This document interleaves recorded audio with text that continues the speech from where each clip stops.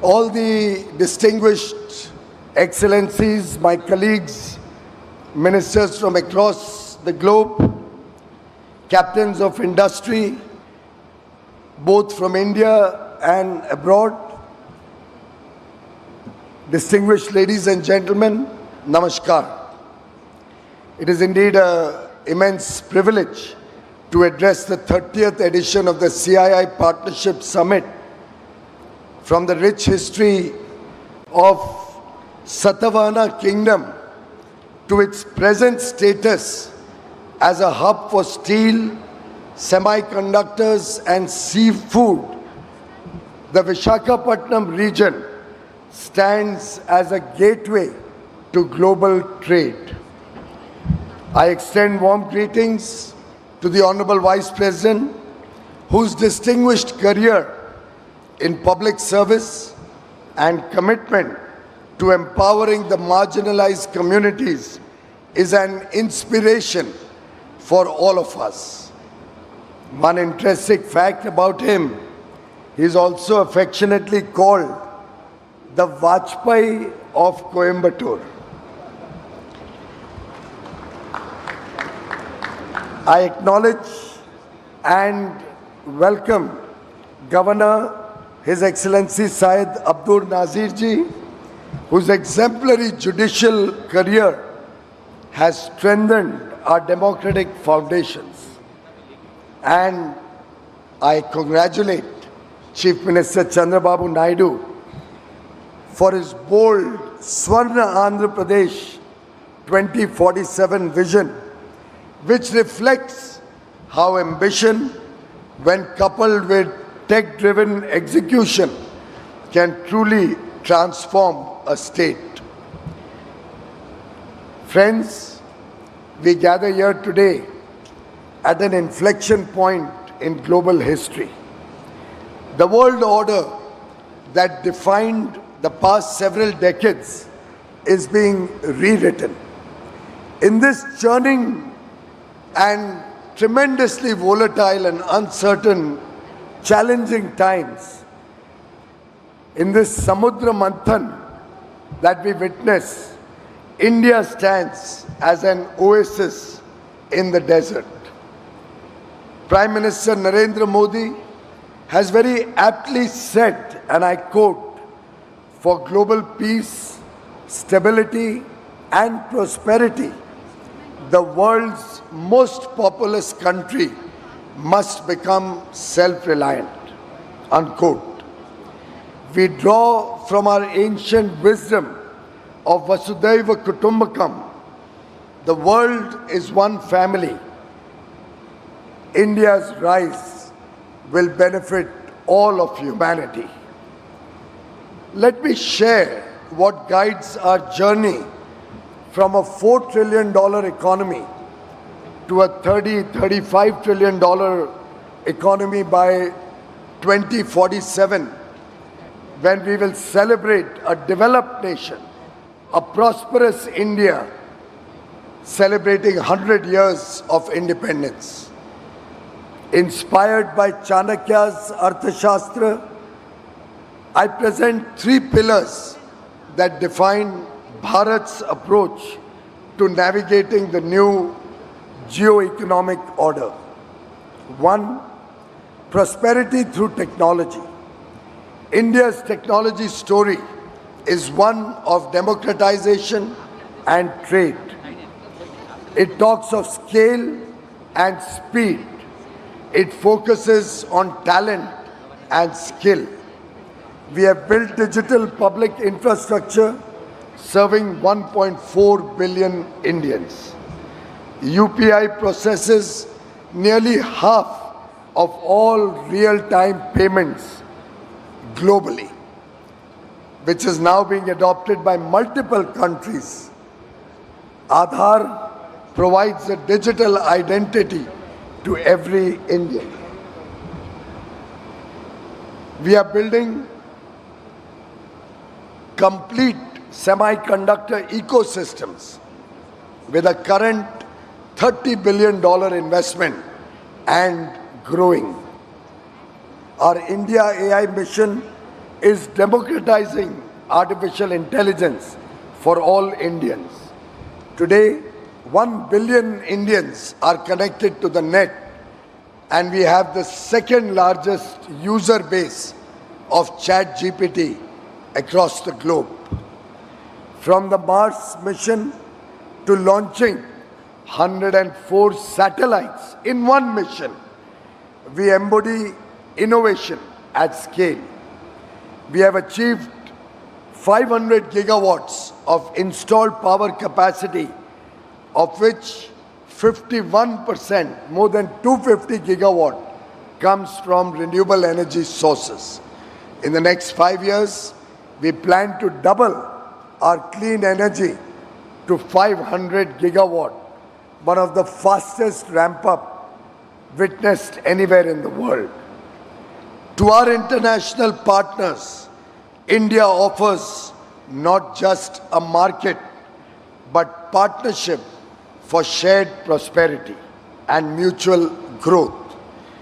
Our young, aspirational engineering talent, our digital infrastructure, and our vibrant startup ecosystem provide the perfect launchpad for globally scalable solutions. Second, trust through righteousness, Vishwas through Dharma. In the new geo-economic order, trust is the most valuable currency. India has emerged as the world's trusted partner through consistent and principled engagement. During COVID-19, we supplied vaccines and medicines, most often free of charge, to over 100 countries around the world. This is Vasudhaiva Kutumbakam in practice. Our trust-based diplomacy is reflected in our ever-expanding free trade agreements. We have recently signed free trade agreements with the United Kingdom. We have operationalized free trade agreements with the four-nation EFTA bloc, Switzerland, Norway, Liechtenstein, and Iceland, who have also committed $100 billion foreign direct investment and the creation of 1 million direct jobs, along with free trade between the two countries. We also have the UAE, Australia, and Mauritius as new FTA partners. We are currently negotiating FTAs with the EU, with the United States, with Oman, with New Zealand, with Chile, with Peru, and many more, wanting us to start negotiations. Frankly, I don't have any more bandwidth to handle more negotiations simultaneously. The world trusts India because we offer predictability through regulatory reforms, transparency through digital governance, and reliability in honoring commitments.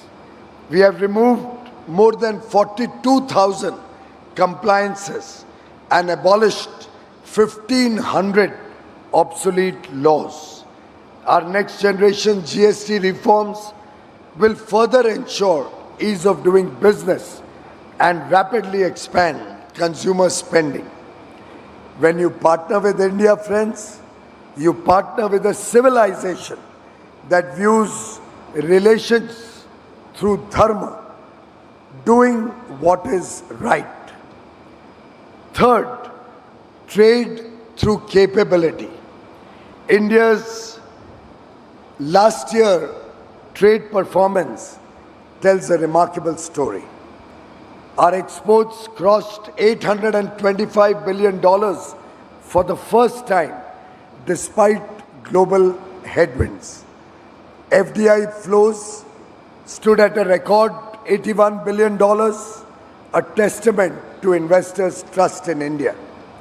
It also reflects our focus on building capabilities at home through the Make in India program, infrastructure at scale, diversifying markets across multiple countries, and moving up the value chain through investments in technology. In some sense, we are drawing the benefits from Michael Porter's theory of competitive advantage. As he famously said, and I quote, "National prosperity is created, not inherited." Friends, in conclusion, I offer three key recommendations to expand global cooperation. One, let's facilitate two-way investments by lowering trade barriers and creating an open, transparent environment that enables the free flow of goods, services, and capital. Second, let's strengthen technology cooperation by co-developing frontier technologies and investing in high-impact innovation. Third, let's build and sustain trust through transparent governance and predictable policy frameworks that promote long-term partnerships. I would like to congratulate CII,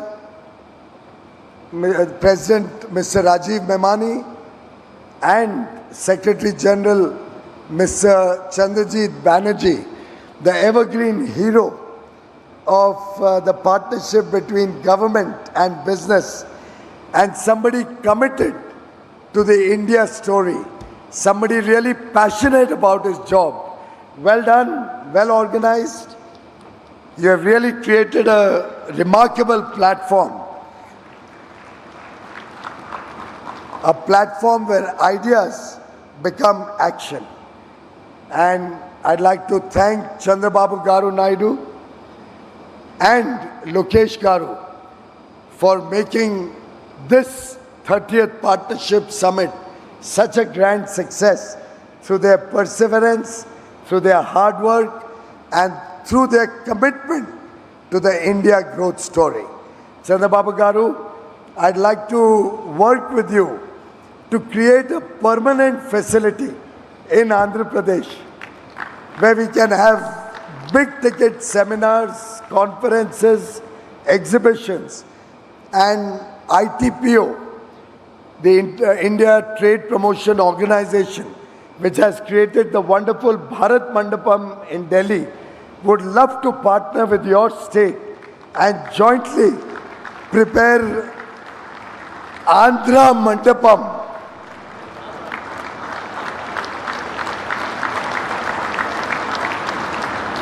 So that in the years to come, our partnership summit will not be under a marquee or a tent or temporary facilities, but will be at a world-class convention center, befitting your leadership and the talent and the wonders that Andhra Pradesh offers to the world. Friends, I thank each and every one of you, ministers, trade delegates, business leaders, innovators, and thought leaders from across the globe for believing in India's growth story and for being partners in our journey. Just before concluding, since this program has gone on for long, and we have an interesting result coming out on the television screens.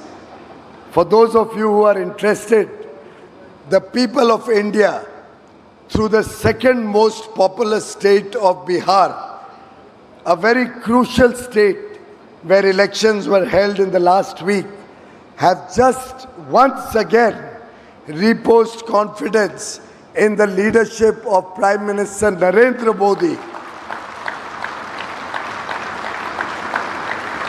and the leadership of the National Democratic Alliance, of which Chandrababu Garu is one of the strong pillars, through a two-third majority, 163 out of 243 seats, or rather, 181.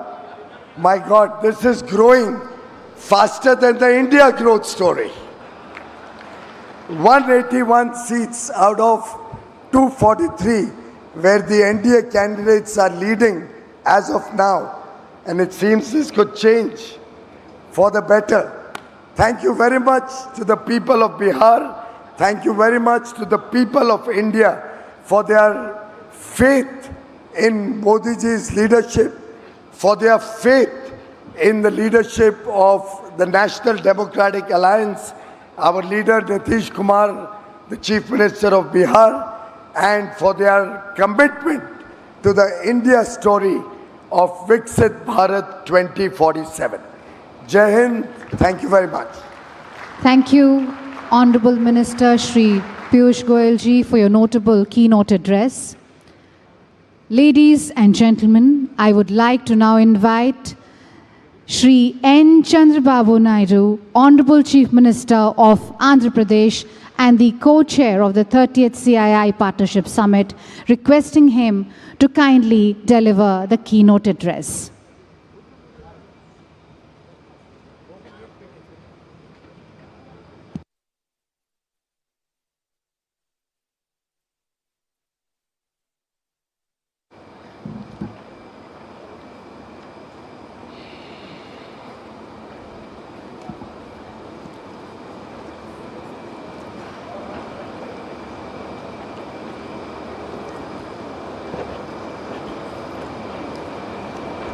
Honorable President of India,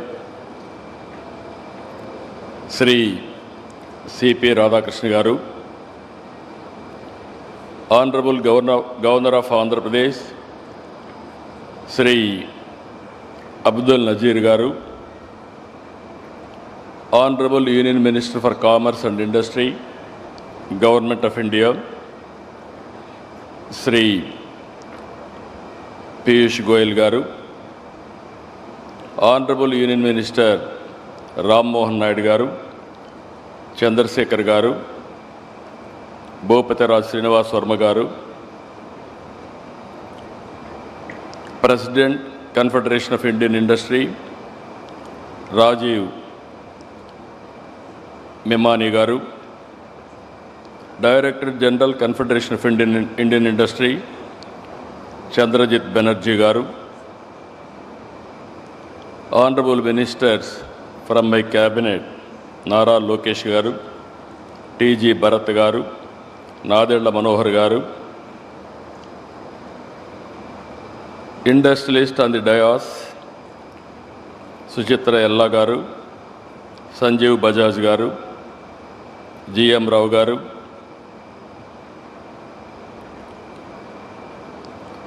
Siddharth Kalyan Garu, Karan Adani Garu, Sudarshan Venu Garu, Yusuf Ali Garu,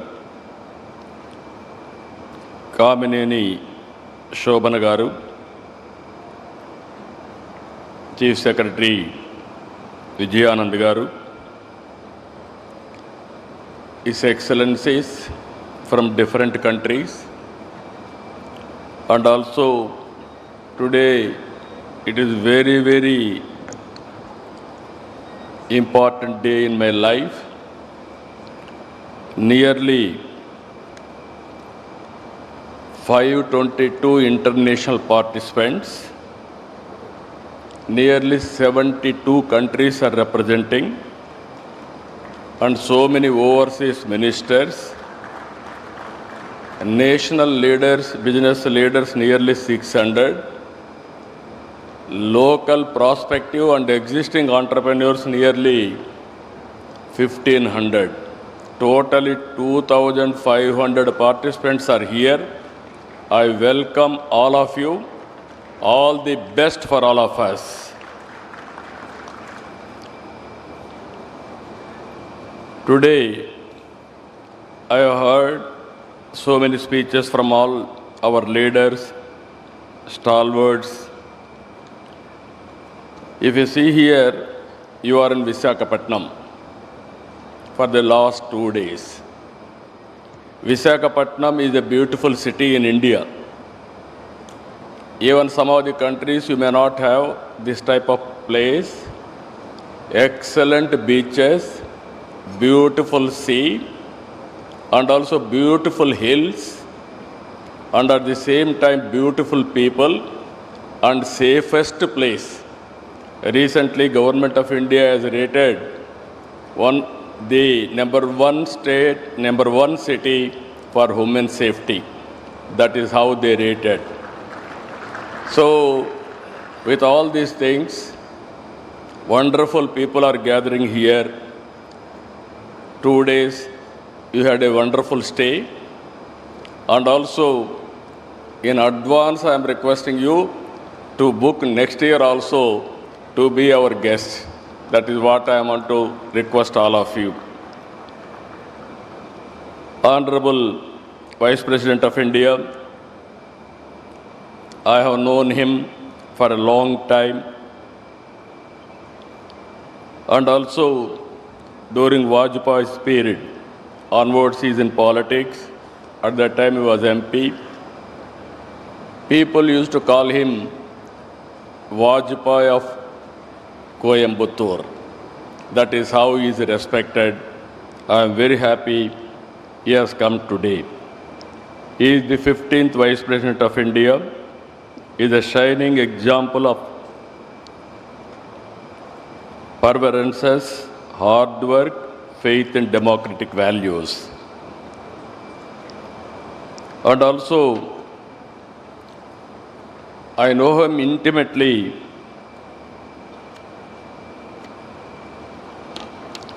The Vice President, and also he is the Chairman of Rajya Sabha. His calm conduct, sharp intellect, and inclusive approach will guide the House towards constructive debate and consensus building. What sets him apart is his unshakable commitment to public service and humility. Even while holding the nation's second highest constitutional office, he remains deeply connected to the concerns of ordinary citizens, reflecting his lifelong conviction that leadership is not about privilege, but about purpose and service. On behalf of Andhra Pradesh, I welcome him, and also I am very thankful to him for coming this occasion to grace all of us. Our Honorable Prime Governor, you are all watching, is very strong in legal field, and also he is guiding me to take Andhra Pradesh forward. I had a long association with Piyush ji.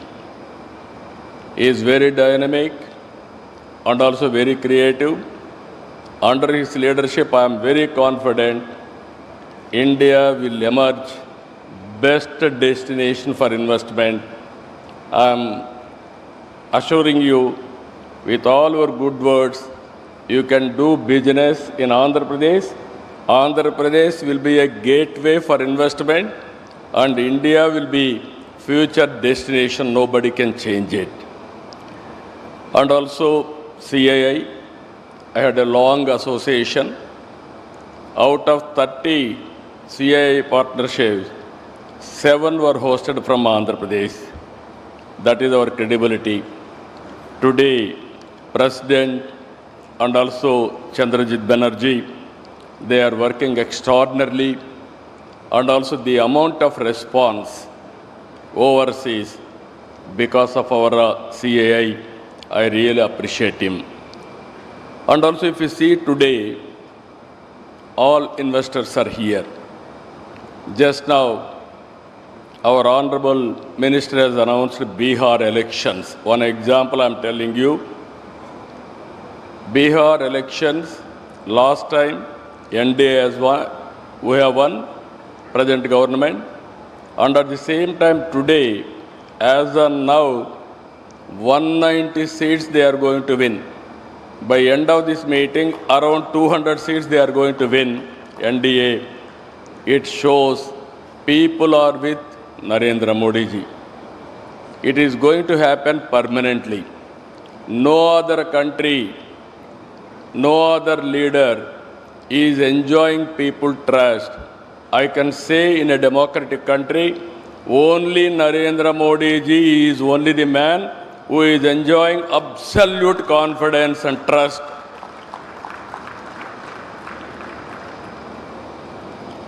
This, again I am telling you, 20th century belongs to Narendra Modi ji. Around 2002, he became Chief Minister. Continuously, he won elections. 2014, he became Prime Minister. Continuously, 3 elections he has won. And also, next election also he is going to win. Very stable government and also very progressive government. He has corrected all structural changes, which are all deficiencies, everything he has done. Some more reforms he is going to bring. And also, recently, GST reform he has brought. What I wanted to impress upon global investors who are all here, India will be the best place to do business. And at the same time, India is having some inherent strengths. We started economic reforms in 1991. Mid-90s, we are able to take first more advantage about technology. India is only the country which is enjoying demographic dividend advantage. With all these things again, right time, right leader, right place, that is Narendra Modi ji. No, I am telling you, as on today, during his tenure, from 11th largest economy, we are able to reach 4th largest economy. Next year, we are going to reach 3rd largest economy.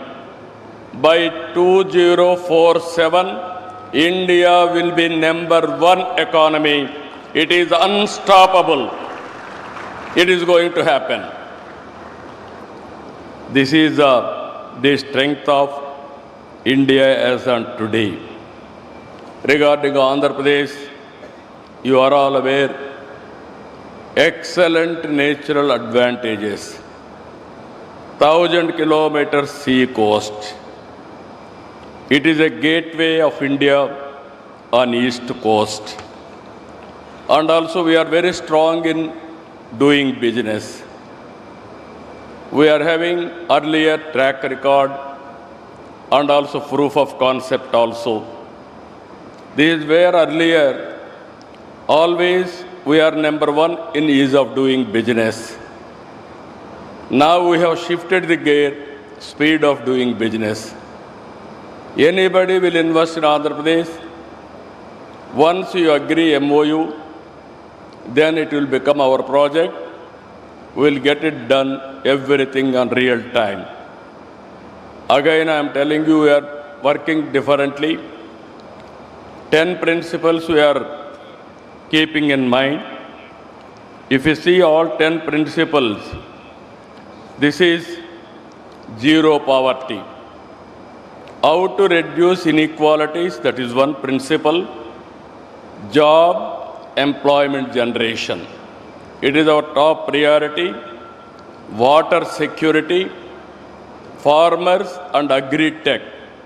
Totally we wanted to integrate technology in agriculture. Global logistics hub we wanted to make it. Either road, port, airports, or railway, or inland waterways, or logistics parks, we want to integrate everything. And also energy and fuel optimization by going for green energy, and ultimately product perfection. And Swachh Andhra Pradesh, that is Swachh under Swachh Bharat, we wanted to make Andhra Pradesh clean, green, circular economy, everything. And deep technology in all walks of life. We want to adopt it. Skilling is a continuous process. Human resource development is a continuous process. These are all 10 principles we are keeping in mind for development. And at the same time, we are very, very inspiring time. I am using this. I have seen politics for the last 4.5 decades.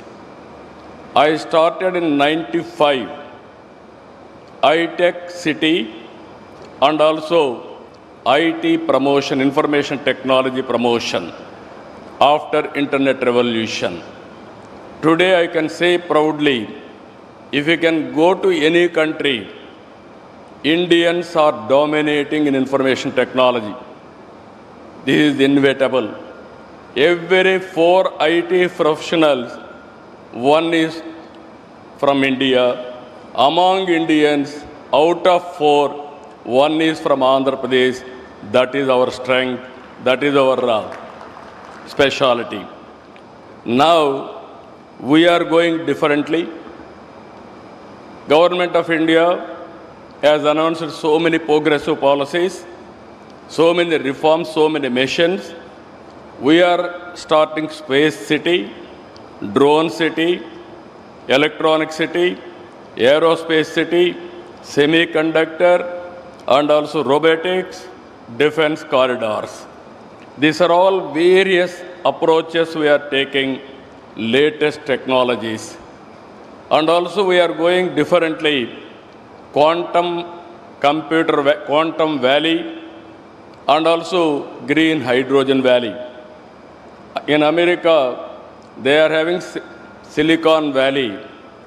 In India, we are having a quantum valley that is in Andhra Pradesh. First quantum computer is coming to Andhra Pradesh.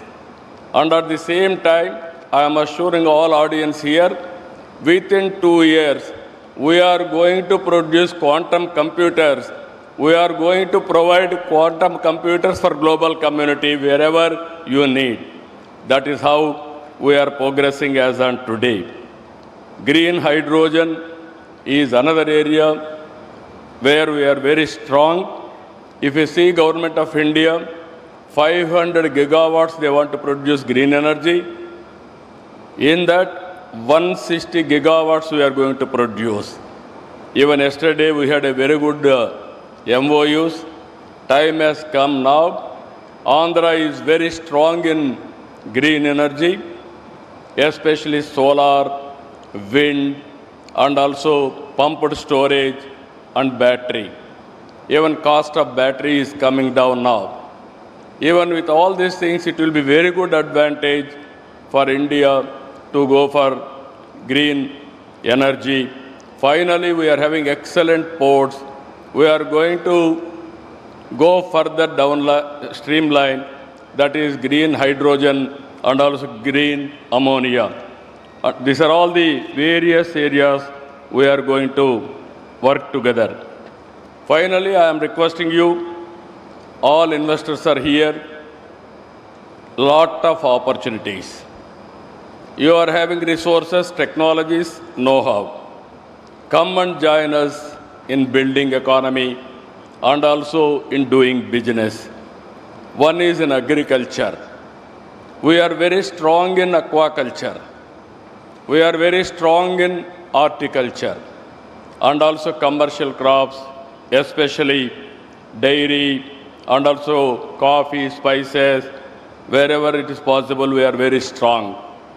I request all of you, Lulu, Yusuf Ali has rightly mentioned, we need more and more players in food processing. Even agriculture, we are going next level, that is natural farming, organic products. There I am requesting all of you to come. Green energy, lot of opportunities. Downstream industries you can go. There I am requesting some of you can come and start. Now, deep technologies, data centers are coming. Data centers, again, green energy we are tying up. Google has announced $15 billion US. Today and tomorrow, another 4 to 5 gigawatt data centers are going to come. Once data center is coming 1 gigawatt, we need 6 gigawatts of power, green energy. It is a multiplier effect. It is going to happen. Deep technologies, I am requesting you, lot of opportunities in deep technologies. Anybody is willing to invest in satellite launching or drones, and also electronics, and also aerospace, even defense, we are prepared to host all of you. And also, Government of India is also thinking to promote drones in a big way. Recently, our Honorable Prime Minister has announced drone city, how we are going to produce drones for all use cases. I am assuring you, within 2 years' time, Government of India will permit our Piyush Goyal ji and others. We are going to launch drone taxis in India, that too from Andhra Pradesh. It is not far away. Within 2 years, we will launch. And also minerals, rare earth minerals, from extraction to value addition, this is a huge opportunity. Tourism is order of the day. Earlier, I used to say 20 years back, all isms are over, capitalism, socialism, communism, all these things are over. Only ism is going to prosper, that is tourism. We are going to put so much of effort on tourism. Anybody is willing to come, either hotels or events, MICE tourism, so many areas. We are having excellent opportunities in Andhra Pradesh. I am requesting you to come and set up industries or investments in tourism. And also logistics is one of the biggest area. Either ports, airports, roads investment, and also we are focusing on railway, and also ultimately logistics parks, dry ports, inland waterways. These are all various opportunities available for all of you. And also pharma, we are very strong. We wanted to go further. Healthcare, we are focusing in a big way. Healthcare and well-being, these are all the another areas. These are all what I wanted to impress upon all of you. Lot of opportunities available for you. We can offer all these things for you in course of time. To accelerate industrial innovation, Andhra Pradesh is nurturing a robust startup ecosystem integrated with our universities and industrial clusters. The Andhra Pradesh Innovation Mission is supporting entrepreneurs in sectors like deep tech, med tech, agri-tech, and EV technology. We are also leveraging artificial intelligence, Internet of Things, and data analytics to strengthen governance, logistics, and industry operations. Our young workforce, talented, disciplined, and multilingual, is one of our greatest assets. Just now, these are all our strength I want to place before you. Again, same time next year, I am requesting CII and Government of India to host CII partnership in a big way or modified way, improved version. We are going to host in Visakhapatnam. I request all of you to reserve from now itself and have business with Andhra Pradesh. And also our minister has rightly mentioned one more announcement, that is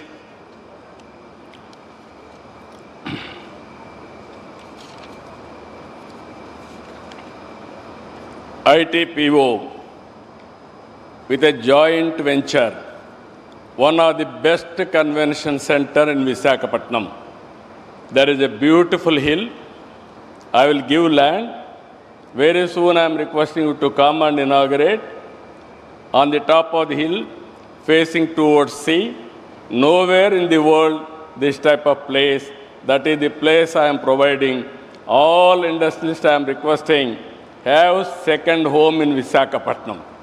That is the beautiful place, beautiful people, and also you will enjoy. And also from here, 1 hour, even we are going to have small airstrip also. Within 20 minutes, you will go to summer resort, Araku, and also Lamsingi, Padi area, which is the tribal area. I am requesting all of you, I asked my people to give you organic coffee. That is Araku coffee for all of you. It can stimulate and also it will remind our commitment towards industry.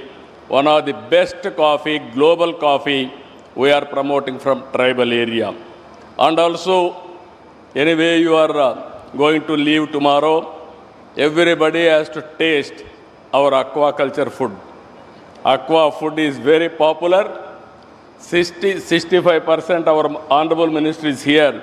65% country's contribution on aqua is from Andhra Pradesh. Now, finally, I wanted to say one thing. Recently, our Honorable Minister has announced, after Udyoga Sangam, all this brainstorming, EODB, all these things, he announced one thing, 11th November, Tuesday.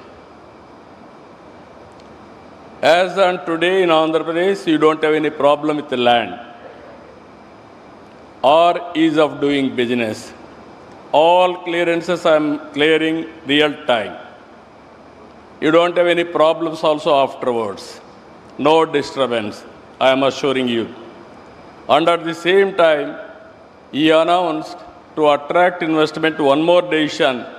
This is the next step. All reforms Government of India is doing, either labor reforms or administrative reforms or otherwise taxation reforms, everything they are bringing.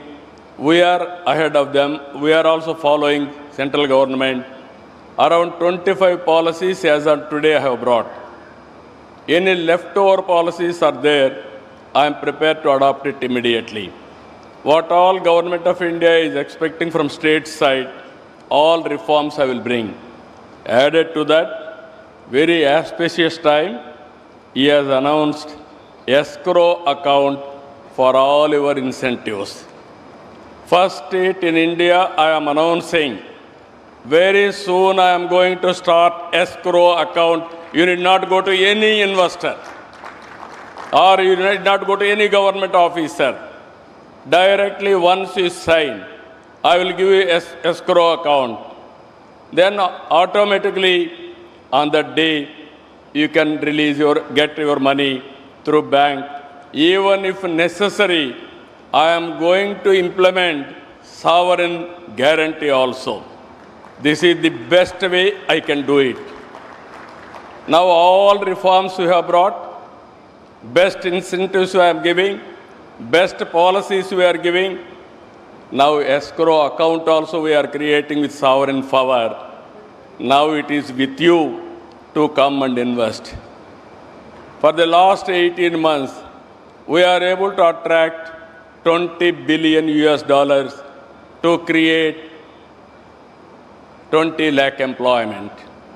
Now I am expecting another 3 years' time, 500 billion US dollars, that is $500 billion, to create 50 lakh employment, 5 million employment. Now with all policies available, global leaders are here. As our Honorable Minister has rightly mentioned, you come and invest in Andhra Pradesh, in India. We are prepared to come and invest in your countries also. Now, no more, we are all regional leaders or local leaders. All industrial friends, I am requesting you, world has become a global village. Wherever you are, you can start a company, you can put an investment, and also you can monitor real time. All these things are happening and also India as a democratic country, stable government, then your investment will be safe. This is where I am asking you, before leaving, have one MOU with us. After MOU, our people will be after you. You will not remind us. That is our credibility. That is our track record. My aim is very clear.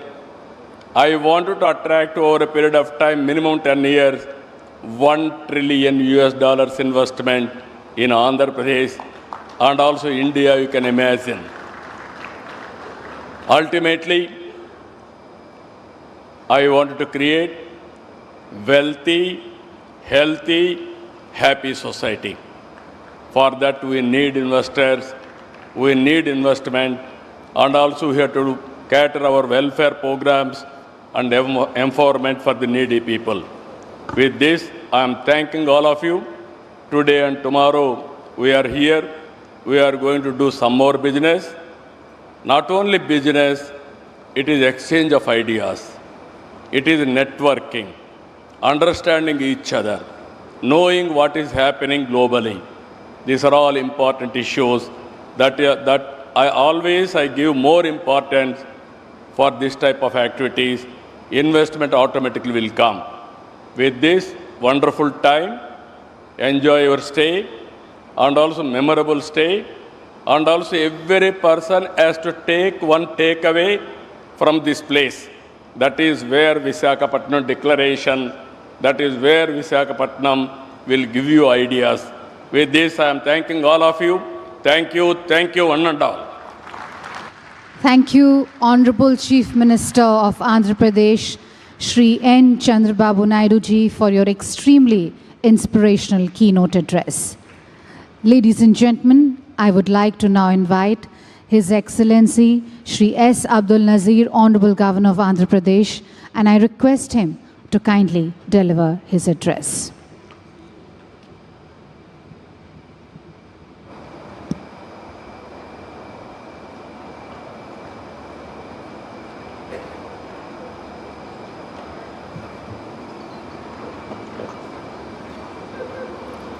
Honorable Vice President of India, Shri C.P. Radhakrishnan ji, other dignitaries on the dais and off the dais. I think after listening to our Honorable Chief Minister, I need not speak, I suppose. Only a few sentences, right? It gives me great pleasure to be a part of the inaugural session of the 30th edition of the CII Partnership Summit here today in the beautiful coastal city of Visakhapatnam, also known as City of Destiny. This summit, jointly hosted by the Government of Andhra Pradesh, the Ministry of Commerce and Industry, Government of India, and CII. CII is one of India's most respected global business platform. It's an honor that Andhra Pradesh is hosting this prestigious event for the 8th time, a reflection of Andhra Pradesh's growing prominence as a hub of investment, trade, and innovation. This year's theme, Technology, Trust and Trade, Navigating the New Geo-Economic Order, could not be more timely. The world is at an inflection point where technology and sustainability are reshaping economies and where collaboration, not competition, will define progress. With 7 key thematic tracks, more than 2,500 delegates participating from over 45 countries, and representation from leading multilateral organizations, this summit truly reflects the spirit of global cooperation. Make in India, the pioneering and visionary initiative launched by Honorable Prime Minister Shri Narendra Modi ji 10 years ago, has been a pivotal step to facilitate investment, foster innovation, enhance skill development, protect intellectual property, and build best-in-class manufacturing infrastructure, making India the focus of global attention. Under the visionary leadership of our Honorable Chief Minister, Shri Nara Chandrababu Naidu Garu, Andhra Pradesh has set its sights on becoming a future-ready, innovation-driven state. From IT and advanced manufacturing to quantum technologies and green hydrogen, Andhra Pradesh is emerging as a trusted partner in India's growth story and a key player in the global transition towards sustainable future. Let us together make this 30th edition of the Partnership Summit a celebration of collaboration and confidence, where every handshake leads to a new opportunity and every idea becomes a force for shared prosperity, shaping the future generation to come. Thank you very much. Jai Hind.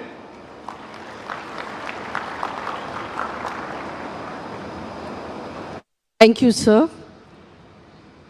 Ladies and gentlemen, I would now like to invite His Excellency, Honorable Vice President of India, Shri C.P. Radhakrishnan ji, and request him to kindly deliver his address.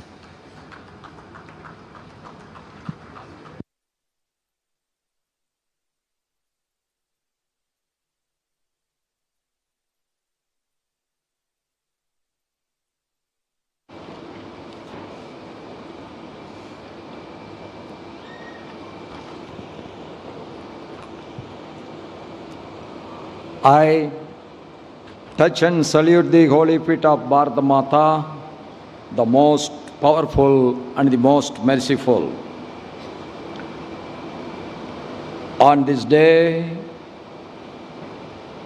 the 30th CII Partnership Summit 2025 at Visakhapatnam, the great personalities who are sharing the dais with me, Honorable Governor of Andhra Pradesh, the ever soft-spoken Sriman S. Abdul Nasir ji, my good friend for more than nearly 3 decades, the Chief Minister of Andhra Pradesh, Sriman Chandrababu Naidu Garu, the young but dynamic, who is handling the toughest job of trade negotiations, my colleague from the central government, Honorable Union Minister for Commerce and Industry, Government of India, Shriman Piyush Goyal ji, my good friend's son, now occupying the Union Minister of Civil Aviation in Government of India, Sriman K. Ram Mohan Naidu Garu, Honorable Union Minister of State for Rural Development and Communications, Government of India, Sriman Chandrasekhar ji, Honorable Union Minister of State for Steel and Heavy Industry, Government of India, Sriman Baghupati Raju Srinivas Verma ji, President of CII, Sri Rajiv ji, Honorable Minister of IT, Electronics and Communications, HRD and Real-Time Governance, Government of Andhra Pradesh, Sriman Nara Lokesh ji, Honorable Minister of Industries and Commerce and Food Processing, Government of Andhra Pradesh, Sriman DG Bharat ji, Honorable Minister for Food and Civil Supplies and Consumer Affairs, Government of Andhra Pradesh, Sriman Nadandla Manohar ji, Vice President of CII, Dr.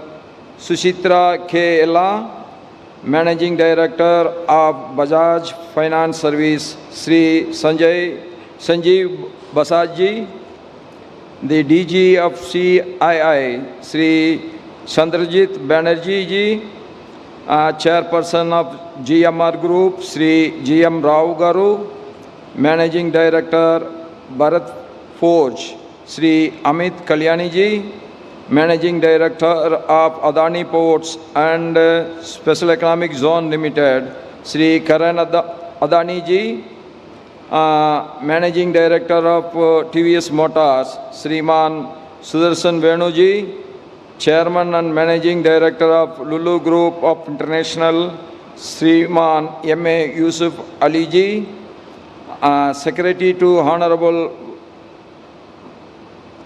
secretary to me in my in Delhi, Sri Amit Gareji, Chief Secretary to Government of Andhra Pradesh, Sriman K. Vijayanand ji, Apollo Health Company, Srimati Swapna ji, and the delegates, ministers from various countries, and the business executives who have taken this great destination, Visakhapatnam, for their investments. My warm welcome to all the participants of the summit, both from India and abroad. Under the leadership of our Honorable Prime Minister Shri Narendra Modi ji, the industrial growth is getting stimulated. The economical growth of this country is getting stimulated. From nowhere, we are now occupying the fourth economy of the globe today, and it is ever growing. And the greatest achievement of our Prime Minister is that he will go into the world history as the leader who liberated the maximum poor people from poverty. When he took over, nearly 30% of the Indian population were below the poverty line. Today, I think it is somewhere around 7 to 8%. I agree, still we have to go, but we will be achieving it. This is the greatest achievement of our Prime Minister. That is how we want every country in the world should eradicate the poverty. Why we have to do business? We have to do business to stimulate the economical activity. Why we have to stimulate the economical activity? That is the only way that we can create wealth. Why we have to create wealth? Unless the wealth is created, the poverty cannot be eradicated anywhere. So doing business should be ease. Doing business should be a pleasant activity, and I am sure Andhra Pradesh, the destination for doing business, is one of the most wonderful business environment created by this state government. And in business, you have to take the life achievements of the Andhra Pradesh Chief Minister Chandrababu garu as a role model. Business is always one, there will be ups and downs. There will be boom, means there will be recession also. Chandrababu garu started his political career, public life, as the Chief Minister of the United Andhra Pradesh. Today, our Hyderabad is one of the best centers of IT, and it is called as one of the best IT hub. It is all because of his hard work. He was the leader. How the modern economical development can take place. But unfortunately, the state has divided into two. All the hard work what he has put in, that area has gone with the other side of Andhra Pradesh, that is Telangana, and he has to start again from A. But what the most interesting thing what I have seen in his face is, when I have seen him nearly 3 decades back, the same enthusiasm, the same inspiration, the same apathy for development, what he has done there, he started here again in Andhra Pradesh. At no time, he is attracting so much of investments from all parts of the world. every developed economy, every big companies want to invest in Andhra Pradesh. That is because of his inspiration to attract the investors. That is, he is creating an atmosphere where the investors feel very safe, the investors feel they are guaranteed, and the investors feel that ease of doing business is not on paper but in practice. That is the ability of our Chief Minister, and I am appreciating all his efforts all the time. And this summit is one of the wonderful summit, and this is going to be one of the most successful summit also. And you have seen both how the state and central governments are working together. The central minister wants, not in the next convention should not be in a temporary state, it should be in the most internationally appreciable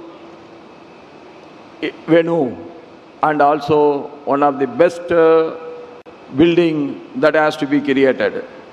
That is shows the interest, that shows that we want to achieve, that shows that we want to grow.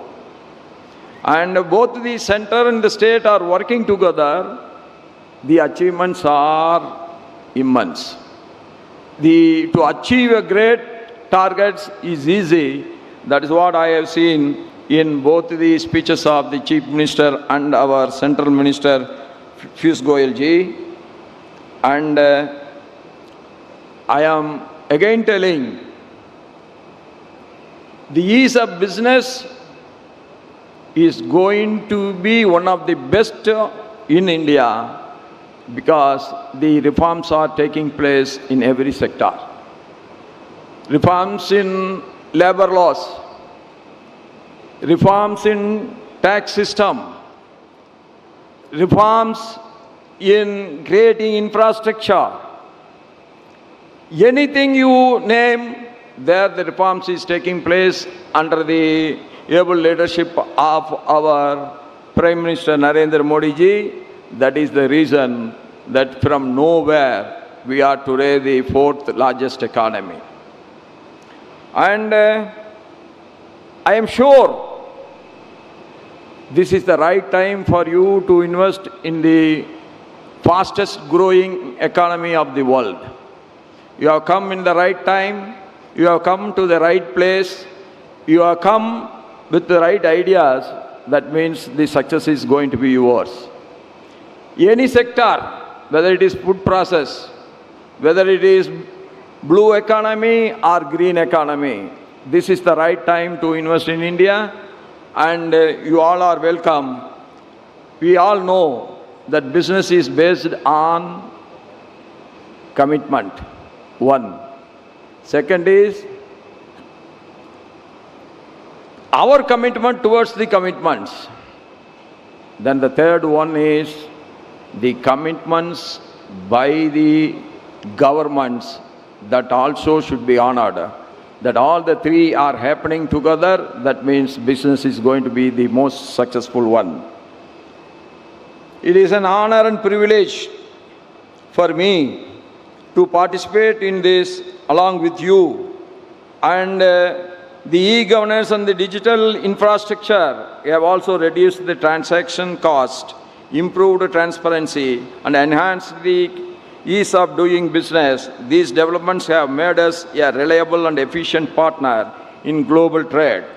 By merging technology with commerce, we have now become a knowledge-driven economy, and you are a part of it.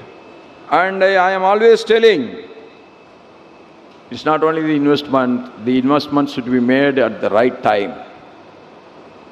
Like you have to hit the iron when it is really hot.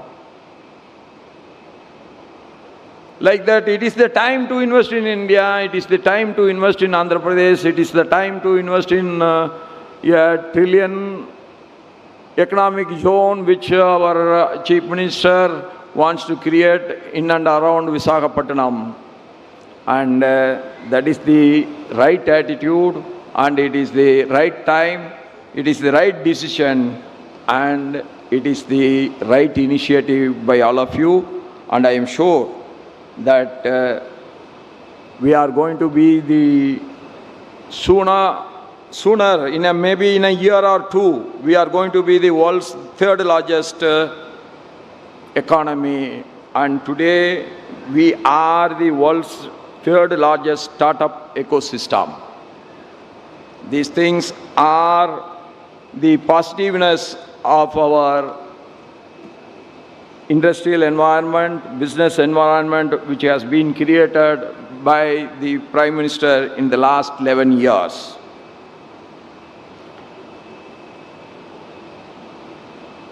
Energy sector of our country, our goals offer new opportunities. At present, we have crossed the total installed electricity generation capacity of 500 gigawatts.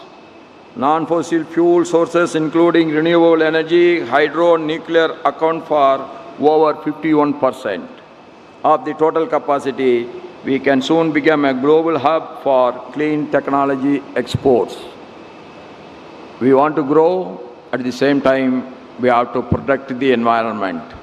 Our commitment towards protecting the environment, we never go back from our commitments. Even the big economies also now want to go back from their commitment, but we never. India is one country which made a commitment, means that is a commitment for lifetime. It will never go back. India is always want to be very friendly with everyone. Recently, I have visited Seychelles. The total population is below 3 lakhs, whereas Indian population is 1.4 billion.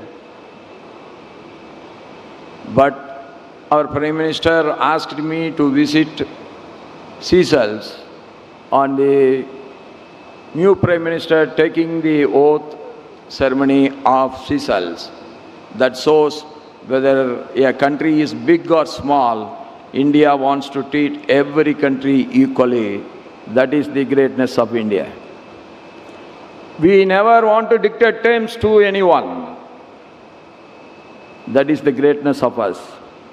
Like that, we never want to hear dictations from anyone. We want to complement each other. We want to grow together. That is the great policy of India. That is why India is growing today, but at the same time, India is friendly with everyone. Yes, that we all must grow together. That is the aim of us. If we all want to grow together, that means not at the cost of the other, but by taking the interest of each other together, we want to grow together. And I am sure all your initiative, all your interest, all your enthusiasm, what you are showing today, that is going to make this 1 trillion economic zone of Visakhapatnam is going to be the most successful one in the coming years. With this, I pray to God that all your good efforts, all your efforts in the future should be very, very successful. And I thank one and all, everyone, for this opportunity to share my views with you. Thank you. Nandri, Namaskaram.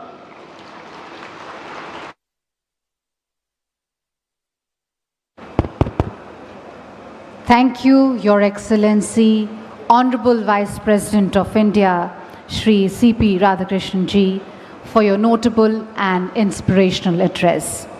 Ladies and gentlemen, I would like to now request Honorable Chief Minister of Andhra Pradesh, Shri N. Chandrababu Naidu Ji, to kindly present a memento to His Excellency, Honorable Vice President of India. This is a small token of appreciation, respect, and honor.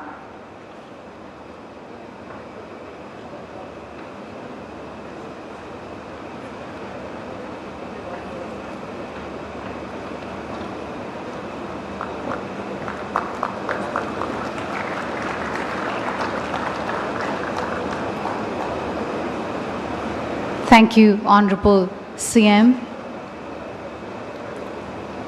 Ladies and gentlemen, with this we come to the end of the inaugural session. May I please request everyone to kindly rise for the national anthem.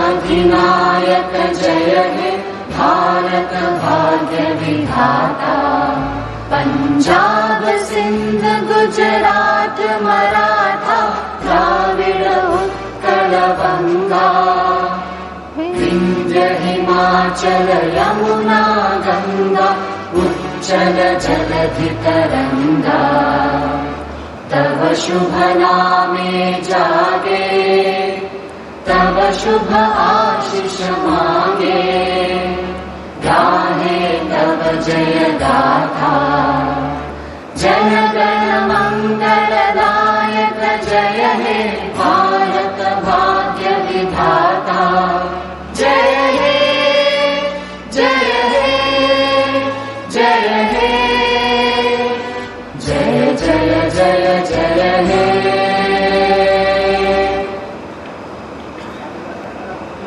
Thank you, ladies and gentlemen. With this, we conclude the inaugural session.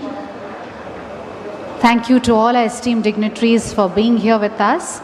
May I request everyone to kindly remain in the room. We are going to start the opening plenary session immediately. We'll just take a few minutes to make the necessary table arrangements.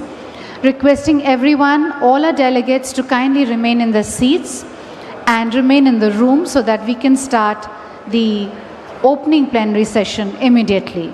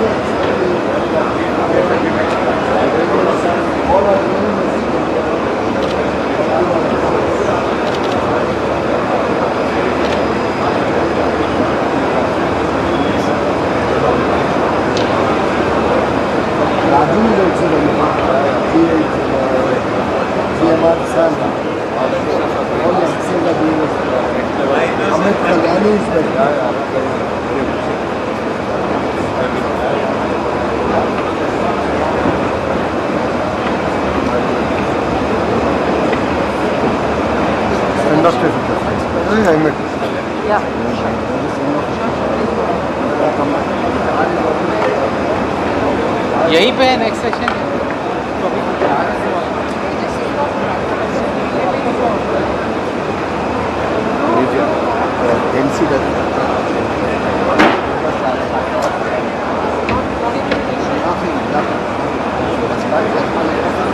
you want me to?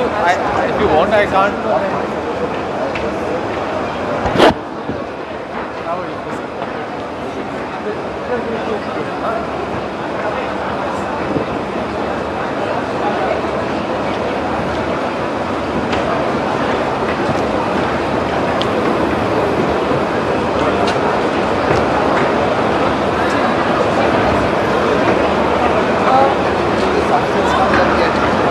Yes. Sneha?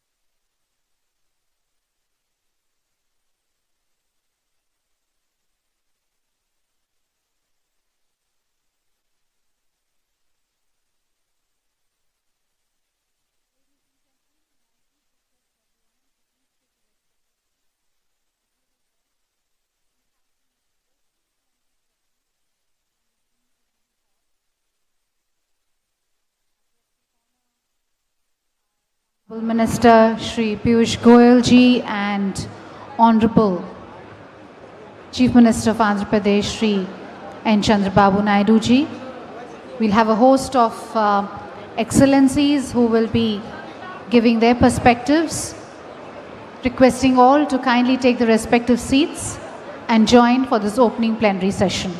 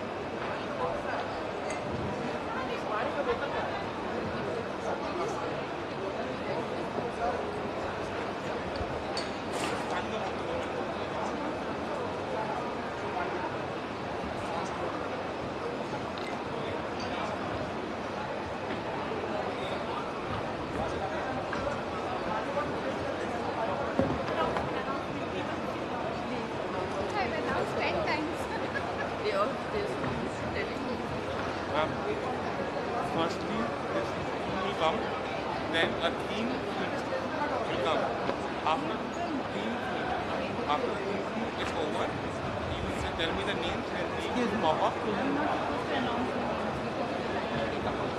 Announce the name. हाँ, मैं बोल रहा हूँ impact नहीं आएगा. We have designed it. Just ask everybody. Come to the stage. Just ask everybody to let us know. नाम बता दो हम लोग. I am being strictly told not to take the name. Don't take any. Let's start. The Sir, session will start soon. That is cannot be continued. No, sir. CM sir is ready. CM sir is also ready. Please, just tell him. Sit down first. May I request everyone to please take the respective seats. We are about to start the opening plenary session. Speaker status पे नाम announce करिए. We can just Not everyone. The honorable they are ready. They will be here. No. Speakers, no need to take the ministers also. Just start the session. Please tell him. Just start this. Hand over to Chandrababu panel. Yeah. He's saying just tell her to call me. May I please request our delegates to kindly remain seated. We are about to start the opening plenary session. Requesting everyone to please take their seats.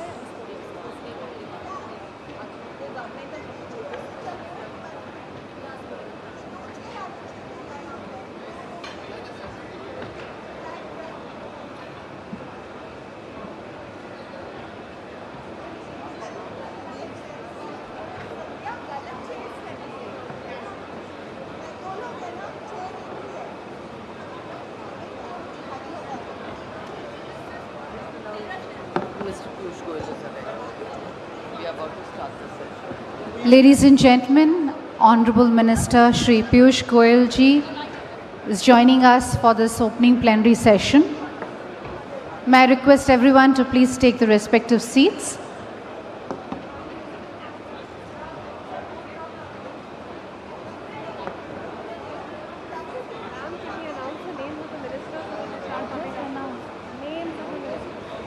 I just announced.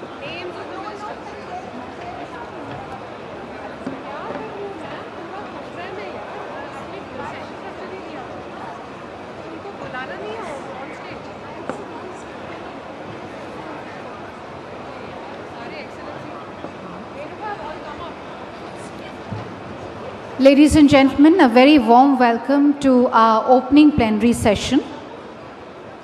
May I request all the speakers for this session, please? May I request all the esteemed speakers for this session to kindly join us on stage. May I request Excellencies to please join us for the opening plenary session.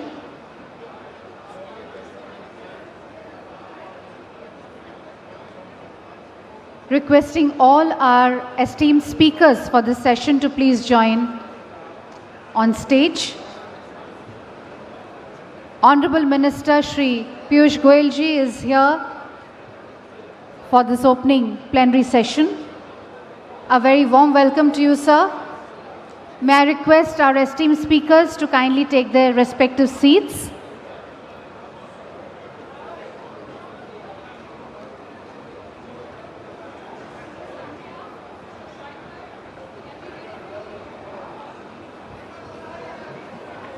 May I request our esteemed speakers to kindly take the respective seats.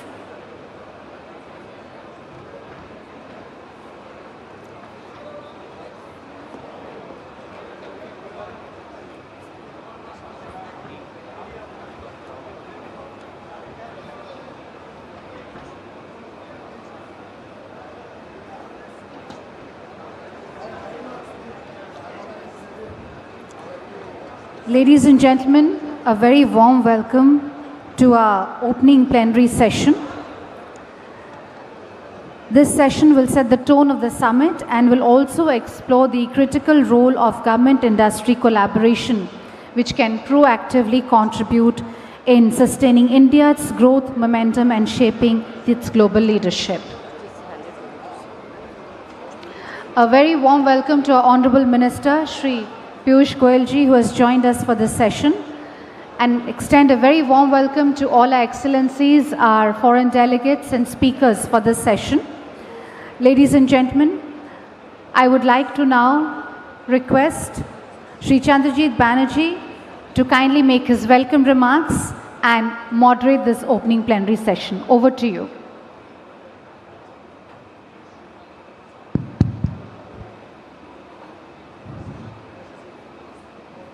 Honorable Commerce Minister of India, Honorable Ministers, Excellencies on the dais, we have a situation at hand in terms of an overrun of time, and therefore I'll just cut out on everything else, but to just welcome all our esteemed speakers on the dais for being here for this opening plenary focused on trade, led by the Commerce and Industry Minister of our country.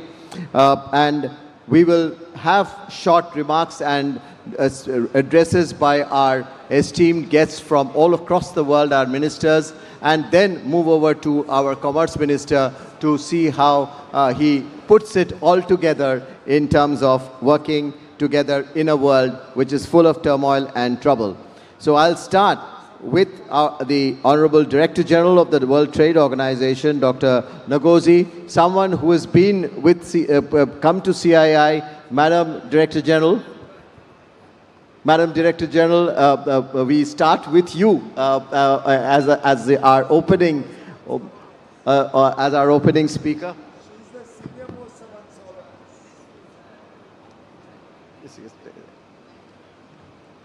Excellency, you have addressed us many times before, and we are so proud and happy that you could make it in spite of your busy schedule. Over to you. Well, thank you very much, and good morning, everyone. It's a distinct honor to be asked to join you and to speak. I was surprised I'm speaking first, but that is wonderful. Excellencies, ladies and gentlemen, it's really wonderful to have this opportunity to exchange views. So let me start by thanking His Excellency, Honorable Minister Piyush Goyal and his team in the Commerce Ministry, as well as His Excellency Chandrajit Banerjee and his team at the Confederation of Indian Industry for making this possible. I would also like to thank His Excellency Chandrababu Naidu, the Chief Minister of Andhra Pradesh, for inviting us to this beautiful city and this beautiful state. I'm always excited to be in India, a country that is doing so well. The world's fastest growing large economy for a few years now, better than 6% in 2024, 2025, and projected to continue at this fast pace. As we all heard in the opening session, India is a leader in technology and digital innovation, a place where growth is being driven by strong domestic demand, sustained domestic and foreign investment, and stable macroeconomic conditions. So I want to congratulate His Excellency Prime Minister Modi and the entire government of India and its people for this progress. Already the world's third largest economy in purchasing power parity terms, India is on track to surpass Germany and Japan to reach that rank at market exchange rates by the end of the decade.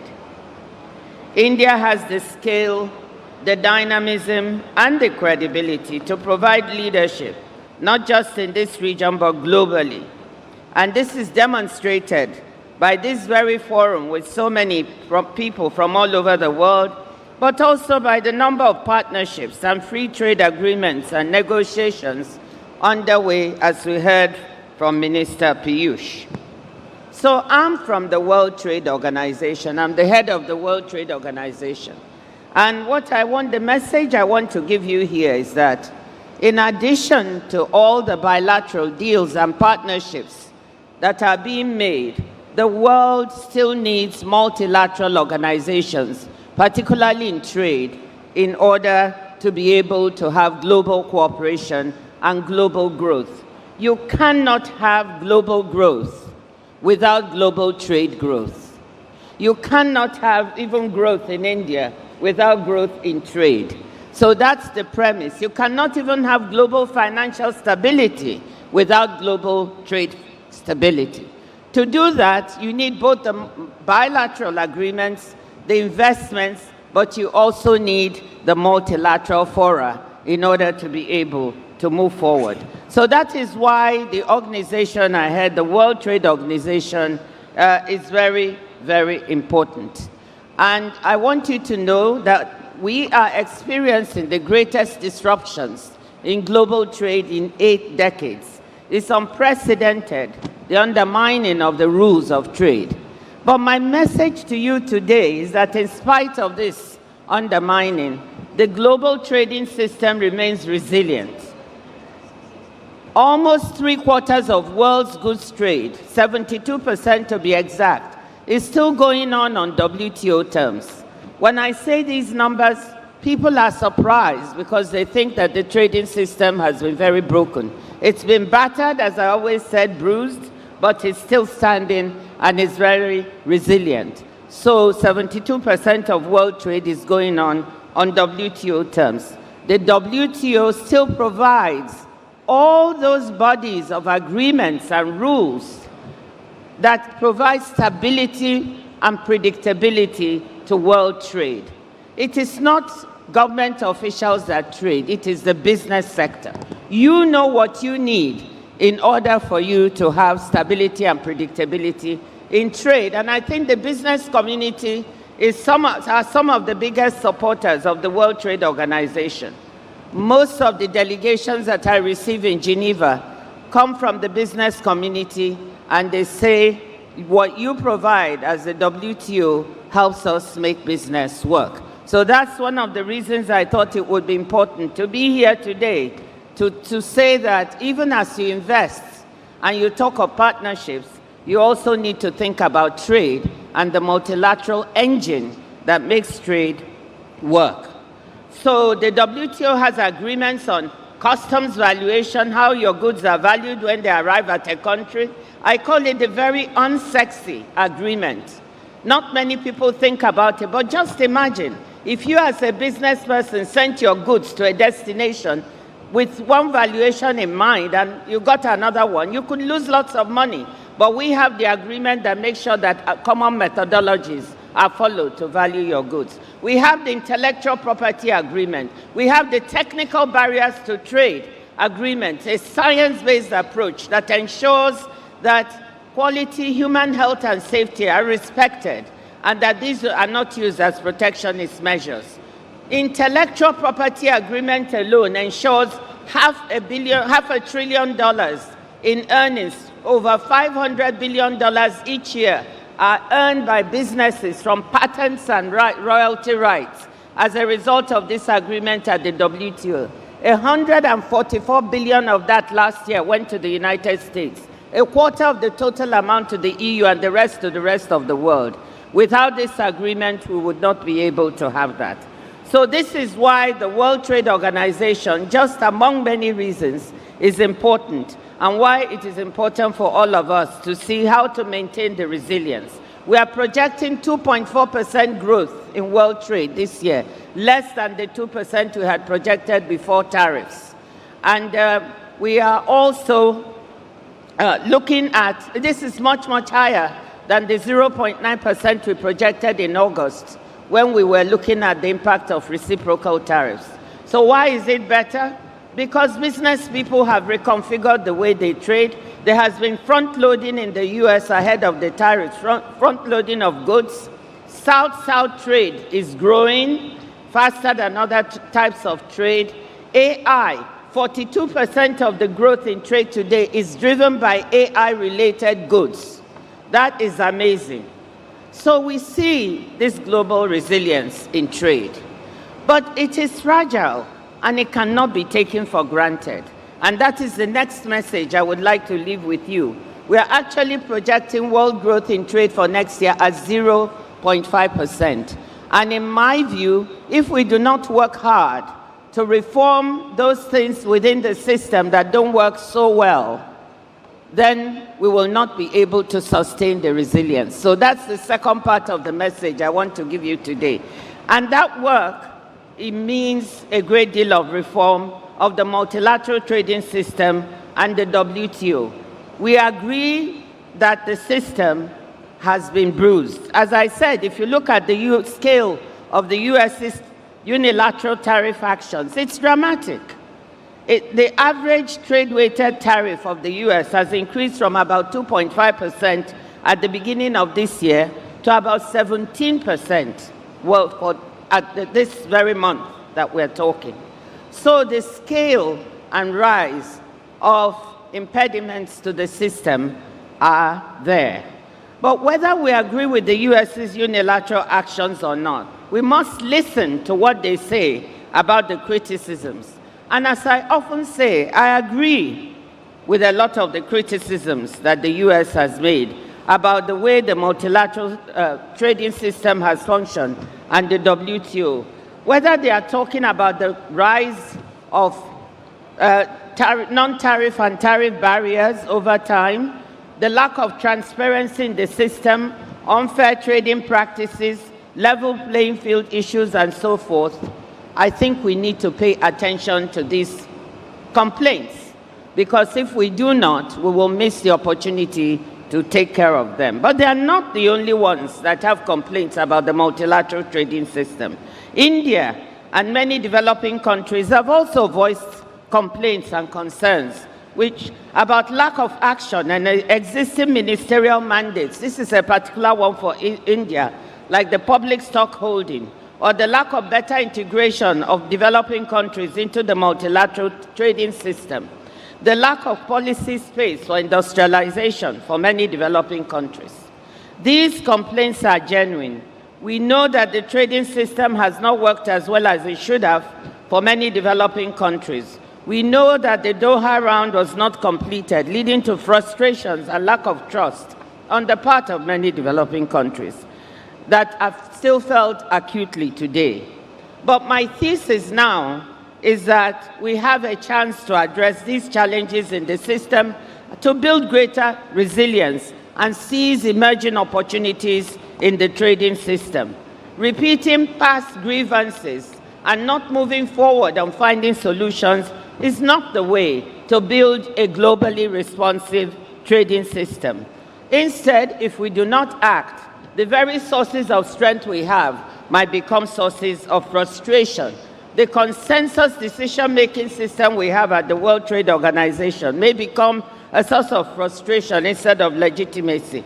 A system, the fact that members are seeking to build coalitions to look at new trading opportunities within the global world, cooperation, and they are not able to do so, may become a source of frustration. So my charge to all of us is that, yes, we need to look at what are the things that do not work within this system and how can we repair it. And there, India can be a leader. India should be a leader in the reform process at the WTO. India should be a leader, making sure that we do not stay in a system that becomes more power-based instead of rules-based. We must do the work that is necessary to give reform a chance.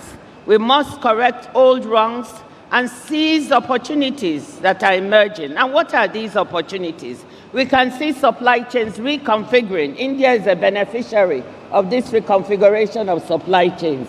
We can see green trade emerging. We heard Andhra Pradesh is going to be a green hydrogen valley. We know digitally delivered services trade is growing at a very fast pace, 6 to 8%, and it's almost worth $5 trillion. And India has the unique opportunity to do well, is doing well in digitally delivered trade. So we see South-South trade growing. Again, India has big opportunities here. So I'm here to give the message that, look, we have the opportunity to reform, to seize these emerging opportunities in the trading world. India should be a big part of this reform. It should allow us to move the system so it can have more flexibility to allow even smaller developing countries to benefit. So what am I saying? I'm here really asking that we all work together to improve and strengthen the global trading system that has largely delivered for the world. It can still deliver more for us.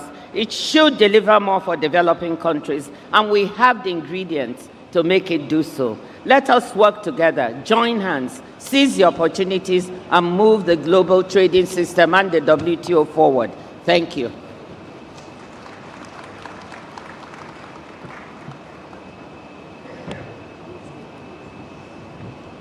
Thank you, Excellency. Thank you, the Director General of the World Trade Organization. Excellencies, ladies and gentlemen, we'll go on in an alphabetical order of the ministers of the countries present. So therefore, I'll go to the Minister of Commerce and Industry of the Republic of Angola, His Excellency Oliveira.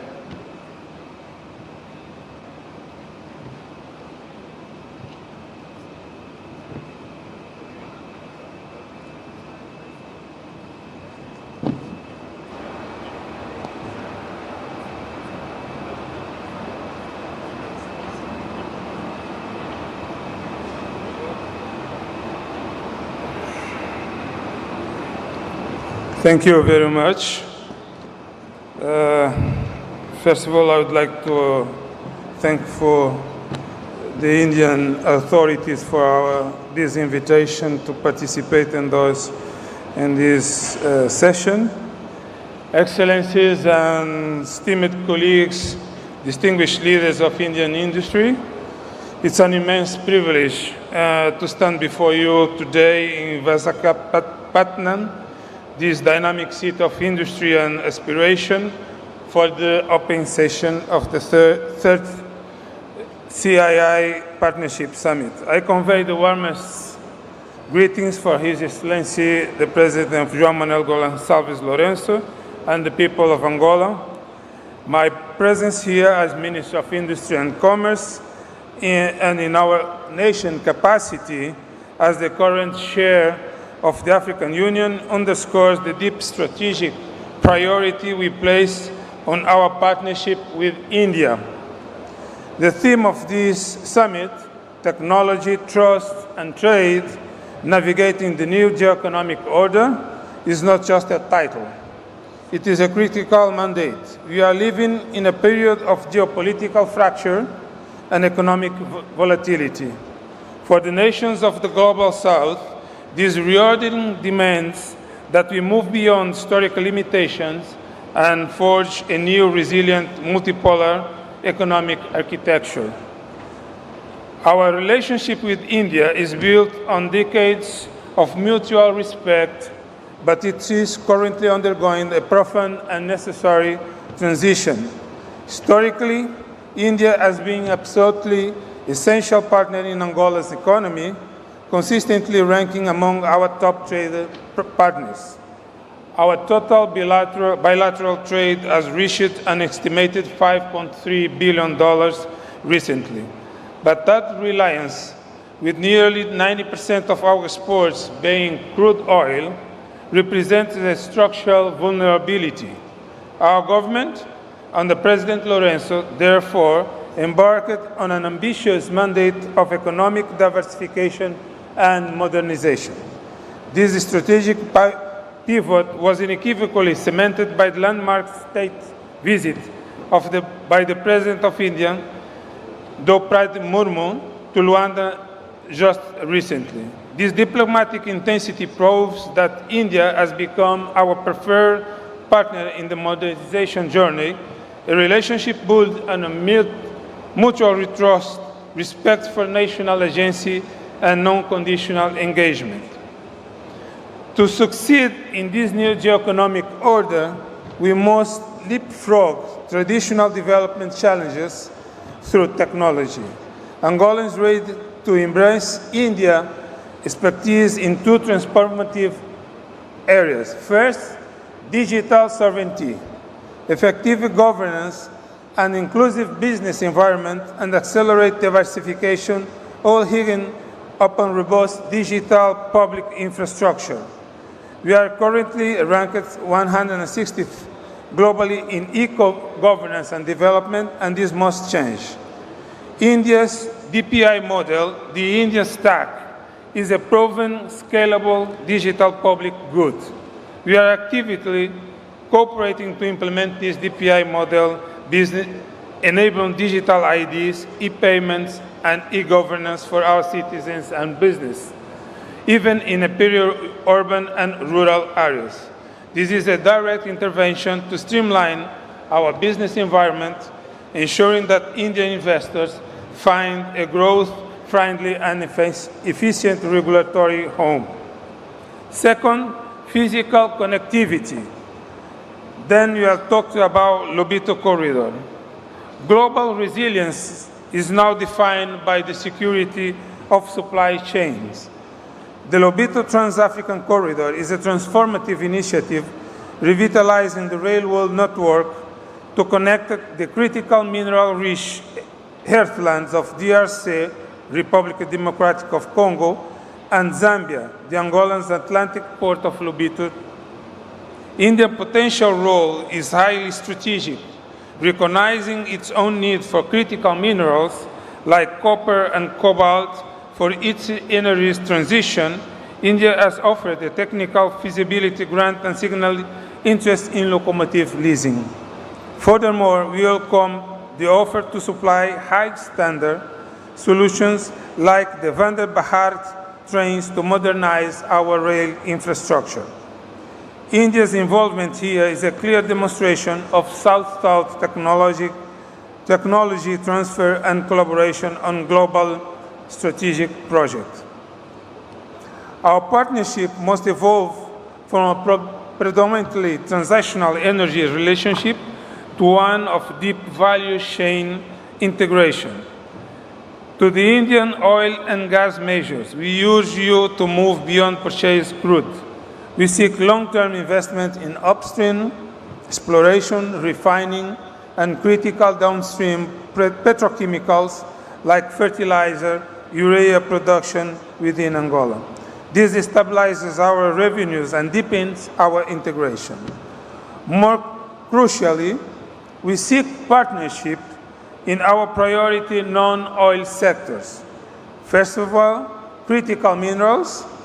Angola has a significant untapped reserves of crucial and rare earth minerals. We invite Indian firms to invest in joint exploration and critical in local process and diamond processing. The goal is not just export raw materials, but to create high-value processed goods in Angola. Agriculture. To achieve food security, we need India's unparalleled expertise in small farm mechanization, seed technology, and the localized manufacturing of fertilizer. We welcome proposals for large-scale contract farming and agricultural supply chain development. Third, pharmaceuticals. India is a global leader and one of our largest suppliers of essential medicines.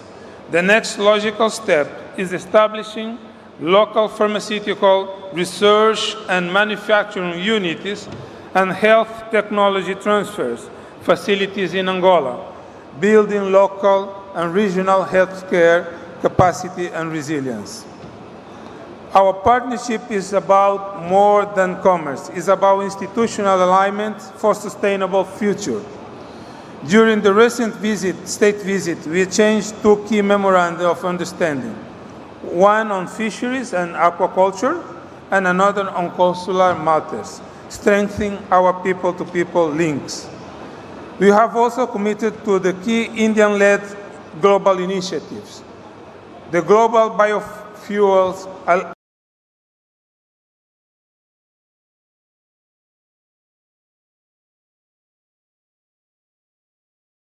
Alliance, defense line of credit, a commitment that bolsters our national security and technological self-reliance. To the corporate leaders here at CII, Angola is emerging as a key participant in Africa's growth history. Our structural reforms have created an open, supportive, and conducive business environment, complete with a commitment to improve human capital, and infrastructure. We invite India's innovative small and medium enterprises to utilize the Indian government lines of credit program. This mechanism is an effective market entry tool, ensuring that agility and technical expertise contribute directly to our priority sectors, from rail to power generation to industry processing. By embracing the TTT formula, technology to modernize, deepening trust through a strategic alignment to diversifying trade into high-value sectors, India and Angola are not just navigating the new economic order.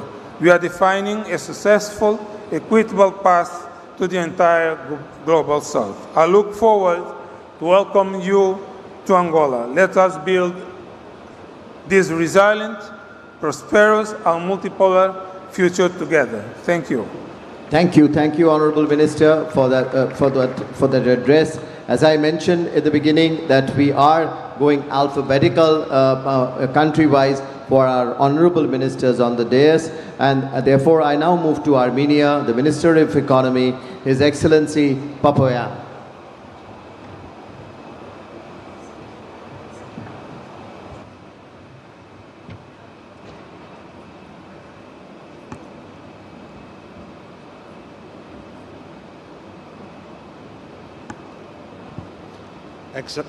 Excellencies, distinguished ministers, esteemed business leaders, ladies and gentlemen. It's a great honor to address this distinguished audience at the 13th edition of the Partnership Summit, a platform that for 3 decades has successfully brought together international organizations, governments, and private sector leaders to shape the global economic agenda. I would like to express my sincere gratitude to the Government of India, the Ministry of Commerce and Industry, the Government of Andhra Pradesh, and the Confederation of Indian Industry for their warm hospitality and the excellent organization of this important event.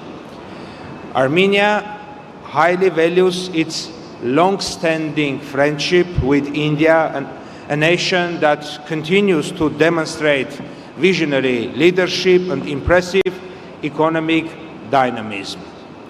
India's achievements in innovation, technology, and inclusive development are a source of inspiration for many countries, including Armenia. We are confident that this summit held in India, a country that embodies growth through partnership, will generate new ideas, promote sustainable collaboration, and create lasting opportunities for all participants. At the same time, Armenia attaches great importance to expanding cooperation with all countries represented here today. The challenges of our time, from ensuring economic resilience and digital transformation to addressing climate change and supply chain security, require global dialogue, collective action, and partnership that transcend borders. Dear colleagues, today, Armenia stands at a pivotal stage of transformation. Through consistent reforms, we are building a diversified, expert-oriented, and innovation-driven economy. Our newly adopted expert promotion strategy 2025-2030 focuses on enhancing industrial competitiveness, supporting small and medium enterprises, and improving the business environment. This strategy reflects Armenia's vision to position itself as a reliable and dynamic partner in the global economy. Due to the latest developments in the region, Armenia is increasingly becoming a regional hub for investment, innovation, and connectivity, a natural bridge between Asia and Europe. Our unique geographic position allows investors and businesses to access both the Eurasian Economic Union and European Union markets. We are strengthening our industrial zones, logistic hubs, and free economic areas to facilitate international trade and production. Armenia offers attractive opportunities in renewable energy, high technologies, electronics, pharmaceuticals, agrobusiness, tourism, and education. Sectors where international investors can achieve sustainable and mutually beneficial results. One of Armenia's flagship initiatives is the Crossroad of Peace project, a comprehensive program designed to restore and expand regional connectivity. This initiative envisions the creation of a modern network of transport, energy, and communication routes linking the South Caucasus, the Middle East, and stability and lasting peace in our region. The themes of this year's summit, trade, industrialization, sustainability, climate action, innovation, and inclusion, align closely with Armenia's own economic agenda. They are the same. We are committed to integrating green growth, digital transformation, and industrial modernization into our development strategy. And we see this forum as an exceptional opportunity to exchange best practices and explore joint initiatives with partners from every country. Armenia approaches international cooperation with openness and confidence. We welcome collaboration with India and with all countries represented in this summit on the basis of equality, mutual benefit, and shared vision. Together, we can build sustainable supply chains, strengthen global and regional connectivity, and unlock the full potential of international trade and investment.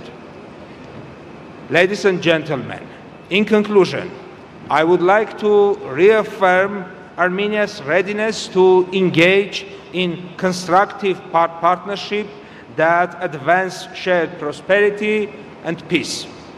The Partnership Summit reminds us that true progress comes not from competition, but from collaboration, from building bridges rather than barriers. Armenia stands ready to contribute to this common goal and to work hand in hand with all of you to create a more interconnected and sustainable future. Thank you once again. Thank you, sir. Thank you very much for your comments and address. And now I therefore move to Canada and the Minister of International Trade, the Honorable Mr. Sidhu.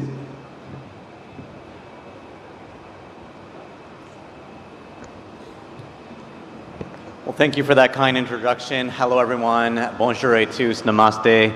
I'm delighted to be here in India for my first visit as Canada's Minister of International Trade. Minister Goyal, it was great to see you yesterday for a very productive meeting. And I want to thank you and, of course, Chief Minister Naidu for having us here today. I also want to thank the CII team, Director General Chandrababu Banerjee, and, of course, President Rajiv Memani, and your incredible team for bringing us all together. And a huge congratulations for your 30th summit. As you know, Canada, Prime Minister Mark Carney and I have set an ambitious target of doubling our non-US exports to the tune of $300 billion. Our new government is making big changes. We passed legislation in June to get big nation-building projects built faster. projects that would typically take 10, 20, 30 years, we're going to get that done in 2 years in terms of permitting. That means ports, energy projects, critical mineral projects will be built faster in partnership with the provinces, territories, indigenous communities. We're welcoming investors from all around the world. We're welcoming close to the tune of $500 billion to get these big projects built faster, and we welcome Indian investors. In trade, Canada has been taking ambitious steps to achieve that goal, starting with diversifying our international trade portfolio and unlocking new markets for Canadian businesses. And as Dr. Ngozi said, rules-based trade must be protected, and Canada is seen as a reliable, stable trading partner and will always be seen that way to protect rules-based trade. Last month, I joined Prime Minister Carney at the ASEAN Summit because we believe that the Indo-Pacific region is an important partnership for Canada. To that end, you may have also heard Prime Minister applaud the progress Canada and India have made since he met with Prime Minister Modi at the G7 Summit in Canada in June, and since my colleague Minister Nand was here last month.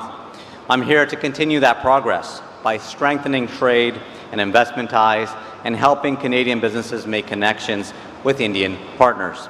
Indeed, the things that are being discussed at this summit, tech, AI, manufacturing, energy, critical minerals, sustainability, environment, and social safeguards inclusion are areas where Canadian firms have a lot of experience and can contribute to India's growth. In October, our countries laid out a roadmap focused on greater bilateral collaboration in many of these same areas and more, including infrastructure, digital innovation, agri-food, and reinforcing our partnership in education. And yesterday, we had a fruitful conversation on areas of collaboration and trade, as well as investment opportunities in both here in India and Canada. Minister Goyal and I launched the Canada-India Ministerial Dialogue on Trade and Investment to strengthen cooperation on our economic partnership. Minister Goyal, I think we can both agree that those discussions were very fruitful, and I look forward to having more of those with you. Those meetings and events like this summit not only help deepen our long-standing people-to-people ties, they also build on the strong trade and investment ties that we already have. Now, looking at the partnership list right behind me, many of the partners here that are supporting this summit have a footprint in Canada. Canadian institutional investors have put $107 billion into India. Canadian firms employ at least 50,000, while Indian investors in Canada employ thousands, and these figures keep growing every year. Two-way trade is steadily growing. In 2024 last year, our bilateral trade reached nearly 31 billion Canadian dollars, and there's much more room to grow. Looking ahead, I see a bright future. Our economies complement each other. Canada can provide the natural resources like energy and innovation to power India's growth. Together, and I really mean government and industry working hand in hand to carry this momentum forward.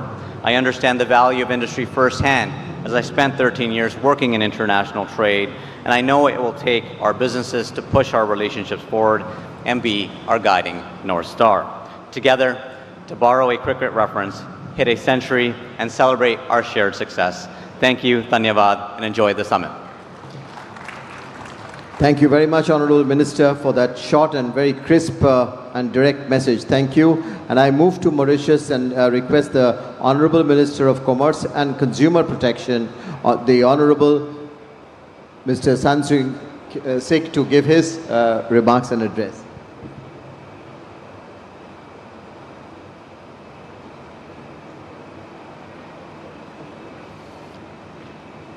Honorable Chief Minister of Andhra Pradesh, Honorable Minister of Commerce and Industry of India, my good friend Honorable Piyush Goyal, distinguished ministers, excellencies, esteemed business leaders, ladies and gentlemen. It is with great pleasure that I address you today. Only a few months ago, at the 30th CII India-Africa Conclave in New Delhi, we stood together to reaffirm a vision of deeper partnership between India and Africa, anchored in trade, trust, and technology. That meeting was not a ceremonial exercise. It was the continuation of a journey that has, over the past 2 decades, reshaped how 2 regions of the global South engage with each other and with the world. Today, at the 30th CII Partnership Summit, we move from vision to execution, from frameworks to outcomes. When the conclave first convened in 2005, the world spoke of India-Africa as emerging regions of promise. Today, we no longer speak of promise, we speak of performance. Africa has become the fastest urbanizing continent, home to the world's youngest population. India stands as a global powerhouse in digital innovation and advanced manufacturing. And Mauritius has remained the trusted bridge between these 2 regions, connecting markets, investors, and aspiration across the Indian Ocean. Earlier this year, the visit of Prime Minister Shri Narendra Modi to Mauritius marked a defining moment with the adoption of the India-Mauritius joint vision for an enhanced strategic partnership, reaffirming both governments' commitment to deepen collaboration in trade, investment, innovation, and financial services. This renewed framework underscores that our cooperation now extends beyond commerce. It is about building shared capacity and resilience across the Indian Ocean region. Mauritius has become the testing ground for this new architecture of trade between India and Africa.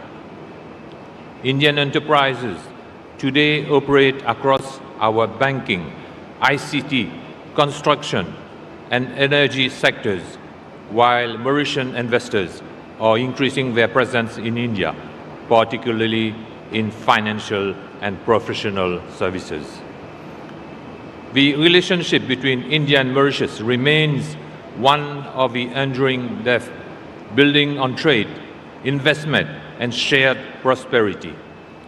Over the past 5 years, India has consistently ranked among the leading trading partners of Mauritius, representing about 11% of our total imports and standing as the 3rd largest source of goods to the Mauritian markets. The volume of exports from India to Mauritius demonstrates the strength and stability of this partnership, valued at 646 million USD in 2023 and 766 million USD in 2024. India's top 5 exports to Mauritius include pharmaceuticals, cotton, cereals, motor vehicles, and mineral fuels.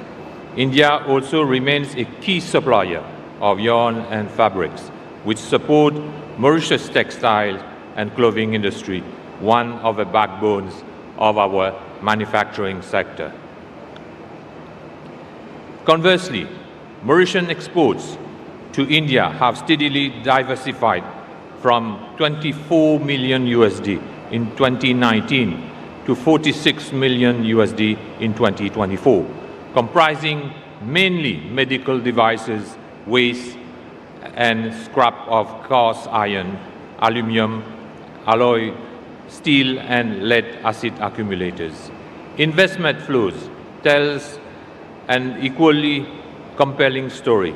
Cumulative FDI, equity inflows from India to Mauritius between April 2000 and March 2025 total to 180 billion USD, accounting for around 25% of India's total FDI inflows during that period. This partnership is reinforced by the strong institutional and corporate presence of India and Mauritius. Prominent Indian public sector enterprises, including the Bank of Baroda, Life Insurance Corporation, New India Assurance Corporation, Telecommunication Consultants India Limited, Indian Oil Mauritius Limited, Mahanagar Telephone Mauritius Limited, and the State Bank of India Mauritius Limited have established operations that go beyond commerce. Through their corporate social responsibility programs, these entities have contributed significantly to community development, education, and skills transfer in Mauritius. The human dimension of this partnership is equally strong. Over 26,000 Indian nationals and 14,300 overseas citizens of India live and work in Mauritius today, contributing to the social and professional fabric of our society. Meanwhile, 64 Indian companies have invested across key sectors, including healthcare, education, ICT, free port, logistics, and financial services, with renowned names such as Amenity University, Infosys, Dr. Agarwal's Eye Hospital, and the Oberoi Group, playing a visible role in Mauritius' economic landscape. Ladies and gentlemen, government's forward-looking vision, Mauritius' new government program for 2025-2029 complement this renewed momentum. It outlines 6 priorities that align with the very themes of this summit. Number 1, a new economic model. Number 2, ocean economy.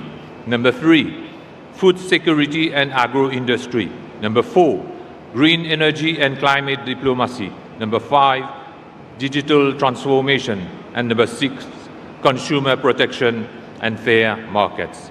Each of these pillars is designed not only for national growth, but to strengthen our collective economic space, the India-Africa-Mauritius axis of shared prosperity. The recent state visit of the Prime Minister of Mauritius, Dr. Navin Chandrababu, to India further deepened this momentum. It brought tangible outcomes from a special economic package worth 680 million USD, supporting infrastructure, health, and renewable energy products to new memoranda in science, education, and SME promotion. These outcomes testifies that our partnership continues to evolve from sentiments to substance, from shared heritage to shared prosperity. Ladies and gentlemen, the message from Mauritius is clear. We are not competitors, we are connectors. Mauritius is ready to be the platform where African resources meet India's innovation and scale. African manufacturing expand through Indian investment, and Africa's young talent learns through India's experience, anchored in Mauritius' regional infrastructure, education, and finance. The themes of this summit, technology, trust, and trade, are not abstract for us. They reflect how Mauritius operates and what we offer. Access through trade agreements across 3 continents. Stability through sound governance and transparent regulation. Connectivity through maritime, digital, and financial networks. And above all, trust built through decades of partnership with India.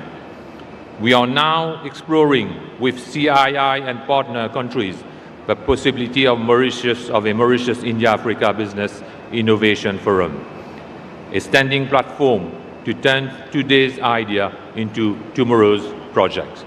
Because it is no longer enough to talk about cooperation, we must operationalize it. As we mark 20 years since this conclave began, we can be proud of how far we have come, yet clear-eyed about how far we must still go. History will not remember the size of our economies, but the scale of our ambitions and the sincerity with which we build bridges across the Indian Ocean. Mauritius reaffirms its unwavering commitment to remain and to strengthen its role as India's closest, most reliable and forward-looking partner in Africa. Together, let us shape a new global architecture, one defined not by distance or dominance, but by cooperation, connectivity, and shared destiny. Thank you for your attention. Thank you very much, sir. Thank you. And I now move to Nepal and the Minister of Industry, Commerce and Supplies, the Honorable Mr. Anil Kumar Sinha.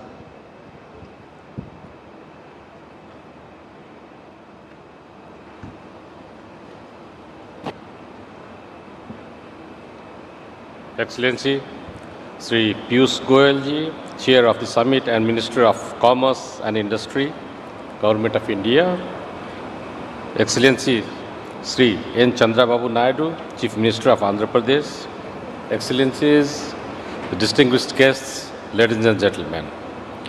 I extend my sincere thanks for Your Excellency, Sri Piyush Goyal ji, Chair of this Summit and Minister of Commerce and Industry of Government of India, for cordial invitation to me to this vibrant summit. It is my pleasure to address this esteemed gathering at the 30th Partnership Summit in this beautiful city, Visakhapatnam, under the visionary leadership of Sri Chandrababu Naidu. I congratulate the Government of India, Government of Andhra Pradesh and Confederation of Indian Industry CII for organizing 30th edition of this summit, bringing diverse group of intellectuals and policymakers with a view of fostering partnership, collaboration and sharing potential growth and opportunities of mutual benefit.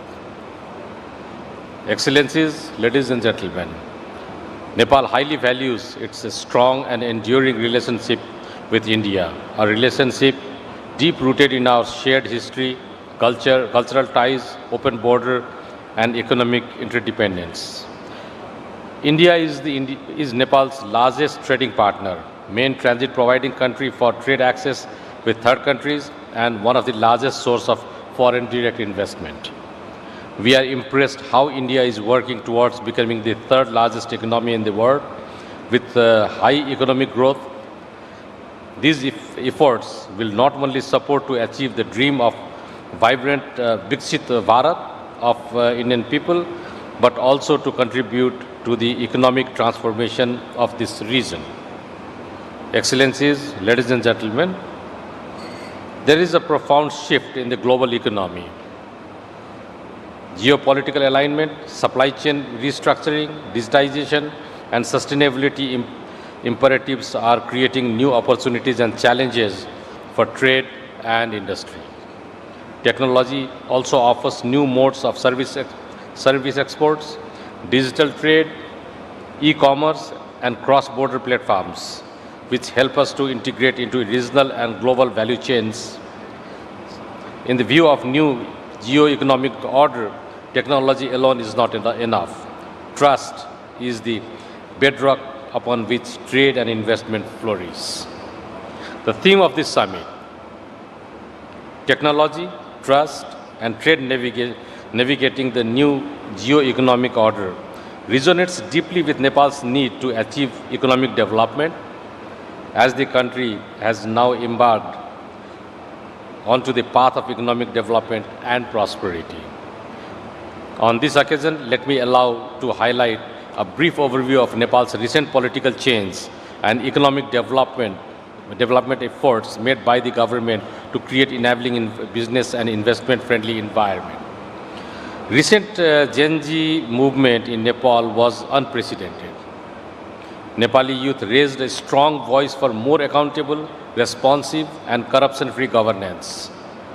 This movement in Nepal has a clear message that our policies, programs, and actions should address the need of and aspirations of the youth. Responding to the call of the Gen Z movement, a new interim government has been formed under the leadership of Right Honorable Prime Minister Mrs. Sushila Karki. the House of Representatives has been dissolved and general election for federal level has been announced for 5th March 2026. At present, our government is committed to promoting accountable, responsive and corruption-free governance, while keeping its main mandate, the election of the House of Representatives, at the center. Our Constitution has recognized the role of private sector as a key engine of economy. The government is committed to promote enabling business environment.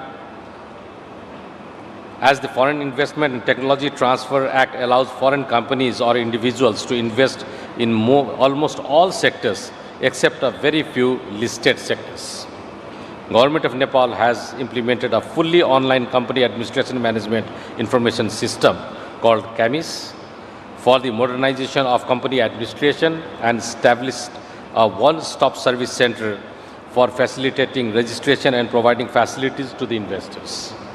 Nepal National Single Window has been implemented for facilitating international trade. Our commitment on multilateral, regional and bilateral trade agreements have made Nepal a most liberal and open market for international trade. Rising opportunities of software export, business process outsourcing, e-commerce, fintech and digital services in Nepal shows comparative advantage in the information and communication technology sector. Our overall indicators of Nepal's economy are positive and progressive. Foreign investors investing in Nepal are getting higher rate of return with guaranteed repatriation of profit and capital of their investment. Nepal is graduating from LDC category status in November 2026. Excellencies, ladies and gentlemen, despite our negligible contribution to the carbon emission, we have been facing serious challenges of climate change. An integrated and collective adoption approach is required from mountains to the sea to avoid climate disaster. We are facing huge trade imbalance in the international trade. To face this perennial challenge, we need continuous cooperation and support from our trade partner countries. Excellencies, ladies and gentlemen, we recognize the importance of foregoing partnerships that are built on trust, transparency and mutual respect. It is through such collaborations that we can unlock the full potential of our economics and create sustainable opportunities for our people too. Nepal offers a wealth of opportunities in sectors such as tourism, hydropower, agriculture, information technology and manufacturing, and many more can be explored are yet to be explored. We have immense potential in tourism sector for investment as we have possibility from Mount Everest, the world's highest peak, to Lumbini, the birthplace of Lord Buddha. Let us recognize that our theme is not abstract. The 3 T's, technology, trust and trade, is the trinity that will determine how countries like Nepal carve their place in the new geo-economic order. Nepal is committed to continue structural reform, building trade infrastructure and digital ecosystem, and creating enabling environment for commerce and industry. I invite business and investors from India and all around the globe to explore in these highly potential sectors and partner with us by bringing new technologies and expertise to materialize our shared goal of economic prosperity and inclusive growth. I am confident that the discussion and deliberations at this summit will pave the way for meaningful partnership that drive sustainable growth, innovation, technology transfer, and prosperity in our region. Together, let us embark on a journey of shared success and prosperity. At the end, I congratulate the Ministry of Commerce and Industry, Government of India, and CII for the excellent arrangement of this summit. I thank you all for your attention. I look forward to fruitful deliberations, productive partnership, and collective actions. Dhanyavad, namaskar. Thank you very much, sir, the Honorable Minister from Nepal. And it's now my turn to invite and request the Honorable Minister from Singapore, the Honorable Coordinating Minister for National Security and Minister for Home Affairs, His Excellency Mr. Shanmugam, to give his address.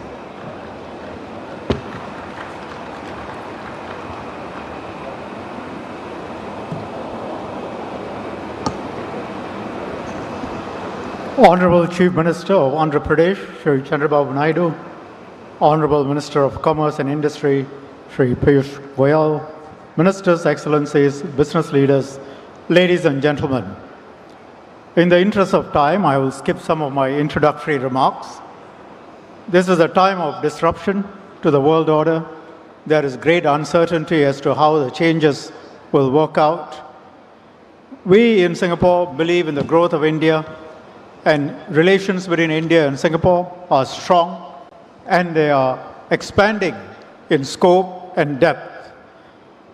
We have put in place a wide-ranging, comprehensive strategic partnership between our two countries. The India-Singapore Ministerial Roundtable, ISMR, and the India-Singapore Business Roundtable, ISBR, are now in their third year, and they are the structural mechanisms for the relationship between the two countries.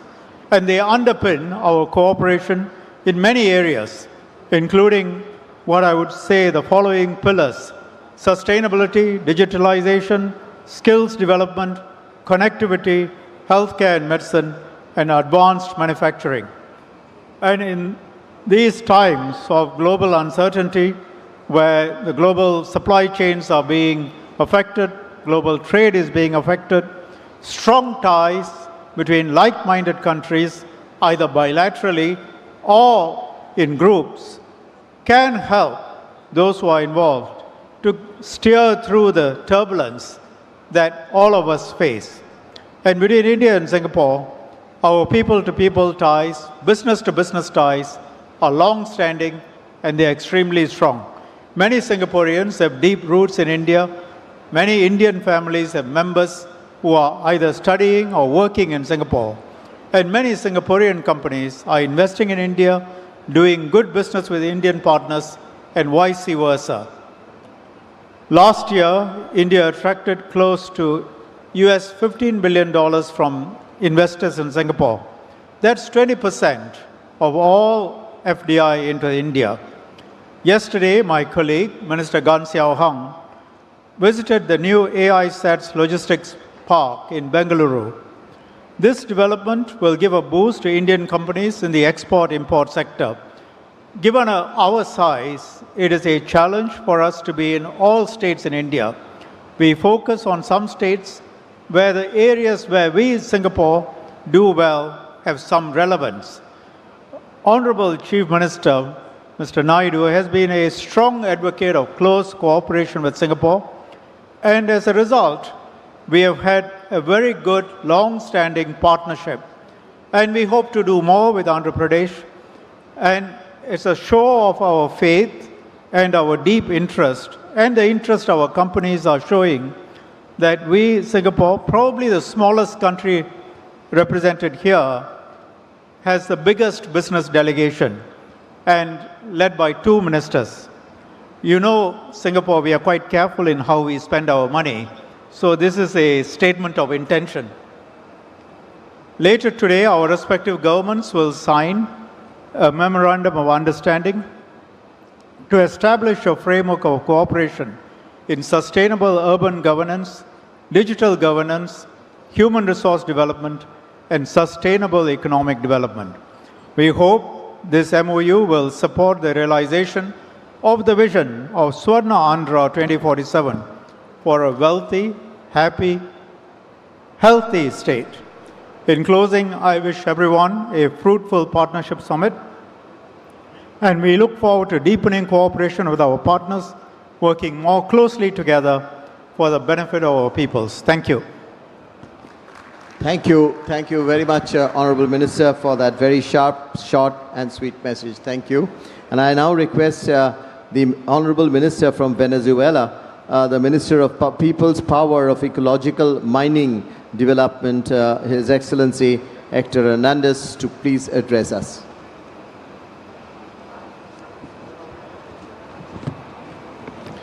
Thank you. Good afternoon. Estimated ministers, authorities, colegas, and friends, good morning. Good afternoon. On behalf of President Nicolas Maduro and Vice President Delcy Rodriguez, I would like to thank the Honorable Excellency Minister Goyal for this cordial invitation to participate in this event, which stands on an important global platform to promoting cooperation and economic and trade issues at a time of profound geopolitical transformation. Our countries share a global vision and committed to ensuring the stability of the world economy. We highlight dialogue, innovation, and balanced cooperation as the imperative to face the unique challenges and opportunities arising from the current context of global reconfiguration. Likewise, Latin American and Caribbean, particularly Venezuela, represent great potential oil, gas, minerals, and many other reserves. The region is positioned as an important energy supplier, capacity to meeting global demands, specifically that of India, which is a project to drive a 23% increase in global energy demand by 2015, due to this in previous development. In the economy our countries share more than 66 years of relation, marked by long-term cooperation based on the recognition of our complementariations. Venezuela is an energy powerhouse, holding the world's largest oil reserve, over 303 billion barrels, and as well the world's ninth largest gas reserve. Our weight in the global energy matrix continues to grow, projected to the further by 2030-2050. Additionally, Venezuela represents a key player to the global mining industry, ranking among the top countries in metallic and non-metallic minerals, as well as rare earth deposit essential for the energy transition. We are confident that the cooperation with India will continue to strengthen, taking advantage of opportunity to expand the technical and productive capacity and forest technology enterprise within industrial space and our countries and Latin America, an essential contribution to building to multipolar world. It is also important to highlight to our country holds 2,700 certificate tons of gold and more than 5,000 additional tons paid to certificate. Likewise, we have 314 million tons of nickel, 1.6 billion tons of iron, 340 million tons of bauxite, and 1.1 billion tons of coal. India is emerging as global power by upholding this conviction that the world is one family. As one family, we must coexist without hegemonics, without empires, and without corporations' dictatorships. These visions align with the collective efforts of BRICS to promote the global development and growth. Brothers and sisters of India, the last partnership summit you address the importance of global cooperation to share them alliances and overcome challenges. Under this premise, Venezuela is here today to propose give you priority and Spain of the implementation of the new economy, trade, science, and technology politics adapt to a new international reality. Under the leadership of President Nicolás Maduro, the economy policy of the Bolivarian government continues to promote to the diversification and transformations of our economy. Venezuela is ready to receive investments and has the clear plan to directly to research, technology, and the offer to the externship the national market and expand our position in international markets. From Venezuela, we are reaffirm our commitment to advance a new initiative and industrial and productive projects to grow and development for our country, build our unity, solidarity, and complementary. Thank you so much. Thank you very much. And now I move to the last panelist at this session, Excellency, the Executive Secretary of the United Nations Economic and Social Commission, the UNESCAP, and the Under-Secretary General of the United Nations, Ms. Amalda.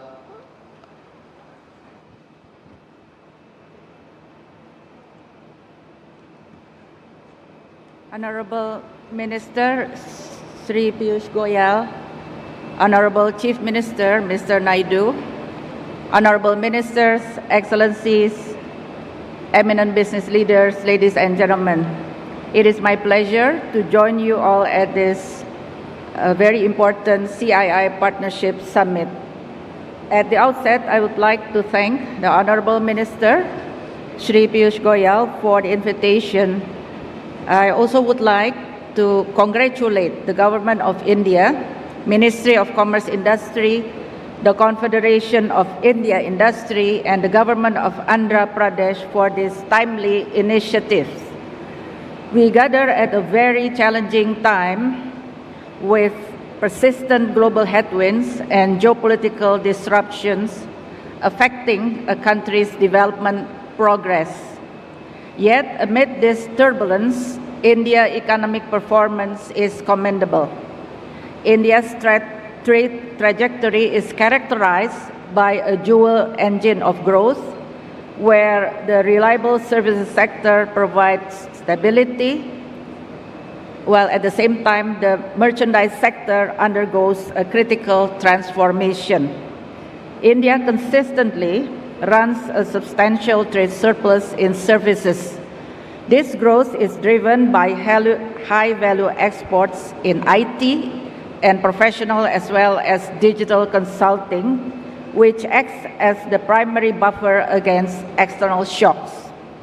The Indian economy continues to grow due to robust domestic demand and sustained capital investment, steadfastly on track to position itself to become the world's third largest economy by 2030. These are not mere statistics, they are a testament to being able to turn challenges into catalysts of seeing in adversity the seeds of innovation. The vision of Prime Minister Modi set a very clear agenda and roadmap for development and implemented by the action-oriented policies under your leadership, Honorable Minister Shri Piyush Goyal. The transformation of India's economy, supported by the alliance between government vision and industry ingenuity, government policy and infrastructure, together with industry's enterprise and execution, have created a fabric of resiliency and adaptability to weather global turbulence. Consider the pillars of this partnership, namely, the first one is infrastructure, which remains the backbone of economic dynamism of India's ambitious initiatives such as the National Infrastructure Pipeline and the Gati Shakti Master Plan, exemplify how government foresight, backed by public-private partnership, can accelerate connectivity. When industry steps forward with cutting-edge technologies in smart cities and high-speed rail, India construct corridors of commerce that links its 1.5 billion aspirations to the world's markets. In the Asia-Pacific region, where ESCAP champions regional integration, such models inspire. Our own efforts through the ASEAN Highway Network and the Trans-ASEAN Railway have shown that collaborative infrastructure can reduce trade costs by up to 30%, unlocking trillions in potential. Secondly is the digital frontier, where India is one of the global leaders. The Digital India campaign, propelled by government-led reforms in data governance and broadband expansion, has democratized access to technology for millions. Yet it is the industry's role through platforms such as the UPI, which processes billions of transactions seamlessly, that has catapulted India into a digital powerhouse. As we navigate the fourth industrial revolution, this partnership must evolve, in which governments must foster enabling regulations while industries invest in skilling the workforce for AI and cybersecurity. We see this as key to our region. Bridging the digital divide could add about $1.5 trillion to the region's GDP by 2030. India's model shows how proactive collaboration can make digital dividends inclusive, ensuring no one is left behind in the race to the cloud. And finally, the green transition is an imperative that tests our collective resolve on climate action. Government incentives such as the production link incentive scheme for renewables, coupled with industry's innovation in solar and electric mobility, are driving a just energy transition. Together, they are creating jobs, curbing emissions, and positioning India as a leader in sustainable manufacturing. Imagine green hydrogen hubs powered by partnerships that export clean tech to a decarbonizing world. In closing, we see that India's 6.5% trajectory, we see it as your invitation to collaborate and not to compete. Let government and industry be partners in building not walls of protectionism, but windows of possibility and opportunity. Thank you very much for your kind attention. I wish you all a very successful summit. Thank you very much. Thank you very much for your address, and really would be grateful to you for your continued engagement in the matters that you have raised. I now turn to our two chairs and co-chairs, and I'll first request our Honorable Minister for Commerce and Industry to give his comments and remarks. First, please. Yeah, you. Right. So thank you, Mr. Minister, and now may I therefore request Mr. Chandrababu Naidu Garu, the Honorable Chief Minister of Andhra Pradesh, to make his comments, please.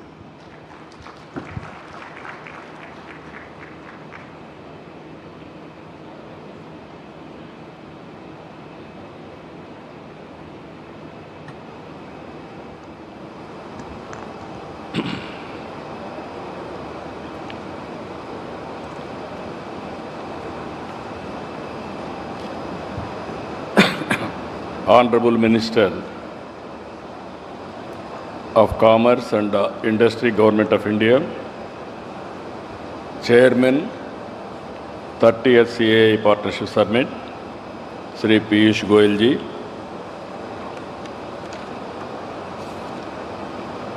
Honorable Ministers on the dais,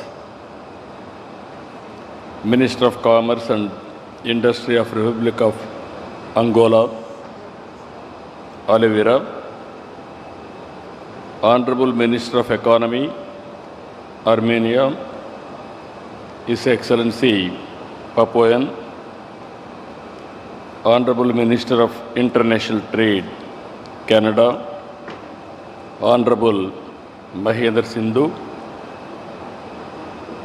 Honorable Minister of Commerce and Consumer Protection, Mauritius, Honorable John Michael, Minister of Trade and Commerce and Civil Supplies, Nepal, Anil Kumar Simhaji, Honorable Minister, Singapore, Coordinating Minister of our National Security and Minister of Home Affairs, His Excellency Shanmugam Garu, Honorable Minister for Venezuela, His Excellency Hector, World Trade Organization Director General, Honorable Avela, Under Secretary General, United Nations, Honorable Armida, and friends, we had elaborate speeches in the inaugural session. Today, I am very happy to receive so many delegates. Overall international registrations 560 and also diplomats 58 members, 13 different countries ambassadors, high commissioners, 4 deputy heads of missions, 5 council generals, number of countries participation 62 countries. Asia alone 23 countries, and also Europe 20 countries, North America 2 countries, South America 5 countries, Africa 10 countries, Oceania 2 countries. And also I am very happy today highest delegation has come from Saudi Arabia, that is nearly 78 delegates, followed by Singapore 56 delegates, USA 52 delegates, Russia 50 delegates, UAE 40, UK 30, Australia 29, Germany 16, Sri Lanka 15, Japan 11, Canada 10. These are all the top countries which are representing more than 10. We are very happy. It is not only investment summit. As a matter of fact, these 2 days, nearly we are having 46 sessions. Even every year I used to go to Davos. In Davos, we can network, we can learn what is happening globally, and also we can have business. It is a win-win situation. Same thing here. Nearly 76 international experts are going to discuss on various subjects. According to me, learning and de-learning is a continuous process. World is moving very fast. Sometimes what you learned yesterday, it is irrelevant today. And also technology breakthroughs have come in a big way. So here we can offer to you in Andhra Pradesh, it is also another important issue I want to place before you. All 62 countries you attended here. Your trade delegations are here. If you can invest in India, in turn, if you all of us, even from India, will invest in different countries. That is the biggest harmony we can establish. We can understand each other, we will respect each other, and also in future we will live together. According to me, today we are seeing geopolitical situations. Even to maintain harmony, this is one way all of us has to work together. Even there are developing countries, there are developed countries, even small countries are doing extremely well. Even Singapore, even Dubai, their population is very small, but their best practices and also their achievements, if you can see, yes, recently I was in Dubai. They are planning very soon, within 1 year time, drone taxis. That is how things are happening. Even Singapore, from the beginning, they are helping us so many things. Even Amaravati master plan, they have planned extremely well. So these are all the best practices we can learn each other for global good and also mutual benefit. Here I can offer you Araku coffee you have tasted. Even just now I have served here one of the best coffee, organic coffee produced in tribal area. Next time I want to take all of you to tribal area for experience to have coffee in tribal gardens. That is coffee gardens itself, you can have coffee. It is not far away, 1 hour. We can have a break and then go and, or otherwise one evening, we can have a dinner in that area. And also if you can go through, we are very strong in aquaculture, horticulture. There we are going to produce our products with certification and traceability. That is how we are moving.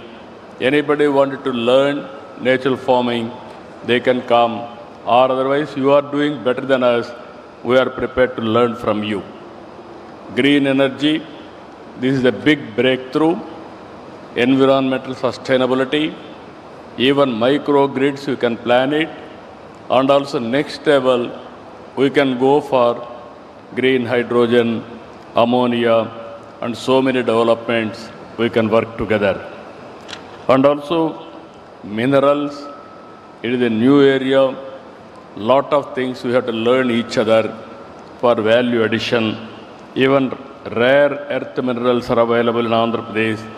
Anybody is having new technology or new ideas about it, we are prepared to work with them. This is another area. Ultimately, tourism. It is a big area. Everybody is worried now. AI, because of AI, we may lose jobs. To compensate jobs, only the sector, tourism sector. Even we are having long coastline, even excellent beaches, excellent sea cruises. Gandikota, it is similar or better than Grand Canyon, and also culinary tourism, one of the best food. You are all tasting now. Indian food is the best food. Anybody will come to India or anywhere in the world, we are having different types of food. Every state is different. Every cuisine is different.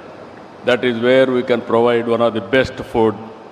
And also Buddhist trails, one of the best place, even Buddhist circuits. And also temple circuits, one of the best. You can experience new experiences. What is our tradition? What is our legacy? What is our civilization? All these things we can learn with this. And also homestays we are promoting now in a big way. Anybody wanted to experience, go to tribal area, stay with them and learn their culture, their civilization, everything we can work with them. Even we are promoting experience centers, handicrafts, handloom. These are all the experience centers we are promoting in a big way.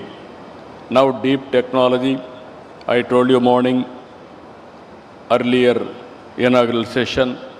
Now we have reached a stage in governance, data-driven governance. All data in data lake, either central government or state government, historical data, present data, everything on data lake.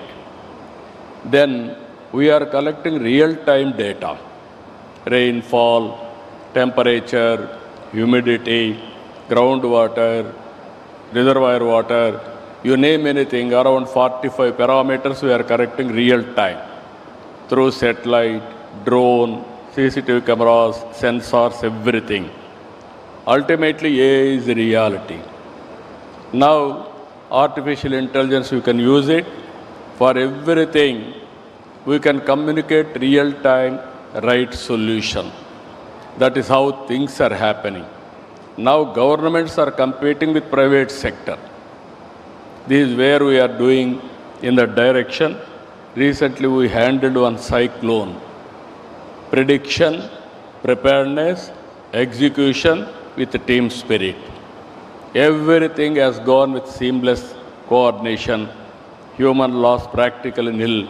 And ultimately we are able to minimize even property loss also.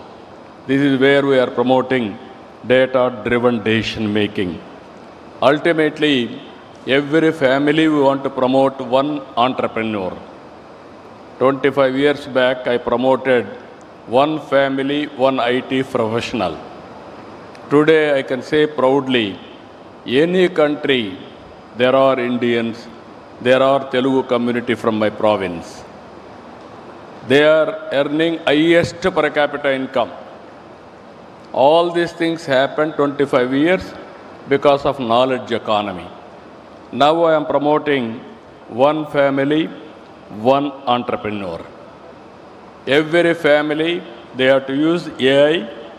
Every family, they are having capacity, they have to produce use case. This is where we are promoting. To reach this, we are having Ratan Tata Innovation Hub. Hub and spoke model. State as a hub, 5 zones, 5 spoke model.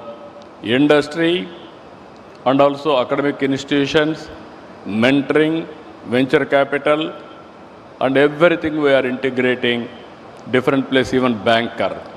Ultimately, all nearly 50,000 acres of land is available for land bank. I am attaching to this. Any entrepreneur will come, he want to start a company.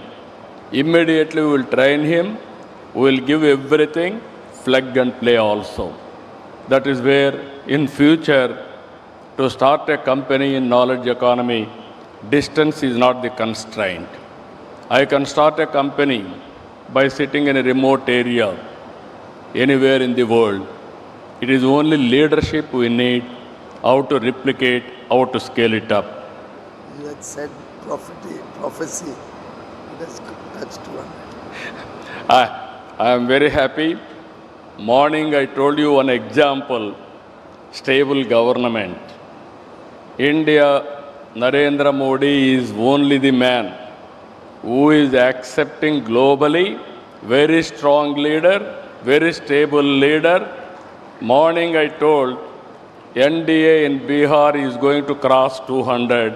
Now we have crossed 200. That is what our ministry is showing.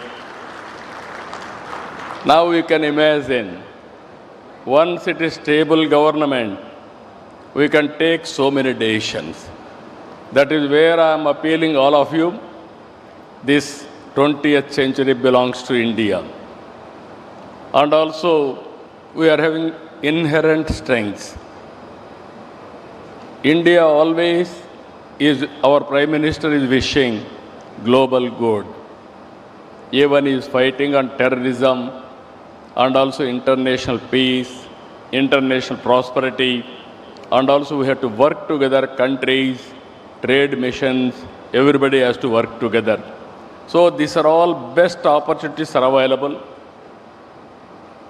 Better than this, you may not get any other place. It is a happening place. What all you wish, you start here. From then onwards, we will work together for win-win situation. Anyway, 2 days, we are all here. Ultimately, again, I am requesting you, you watch today and tomorrow. One takeaway you have to take for your success in future. Or otherwise, one good best practice you have to live here for our prosperity or for our future. This is what I want to request all of you. Learning and de-learning is a continuous process. I have to learn so many things from all of you. With this, so many delegates are here. We are nearer now.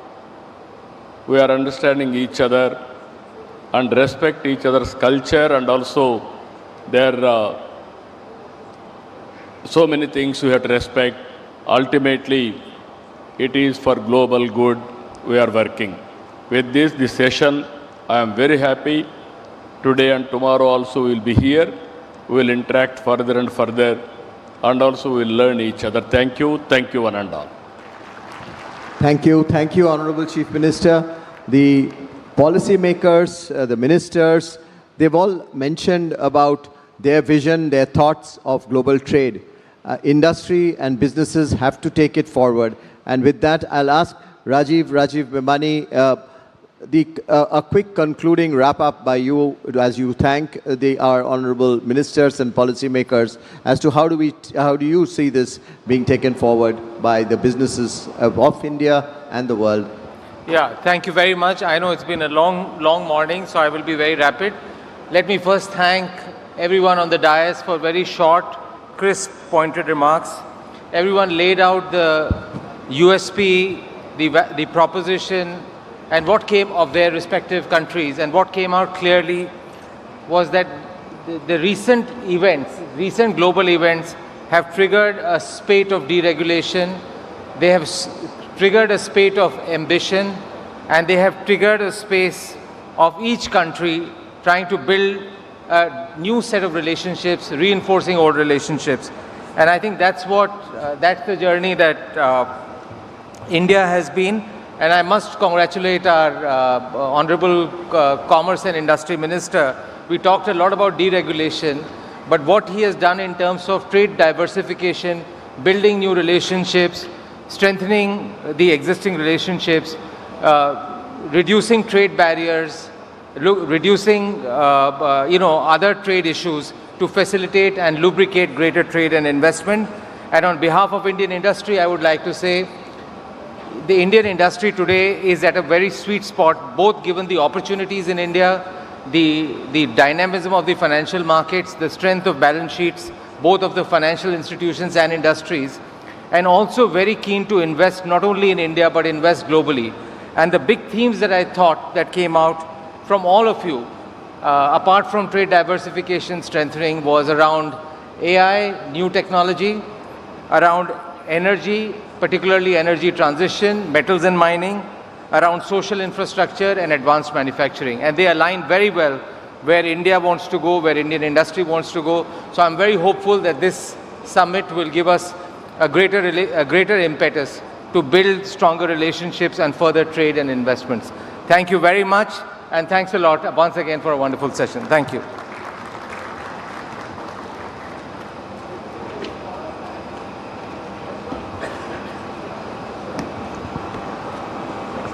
Ladies and gentlemen, after this photo opportunity, we will conclude this session. And I know it's rather late, but I invite all of you to join us for a quick lunch so that we can all come back and reconvene in this hall for our next session at 2:30.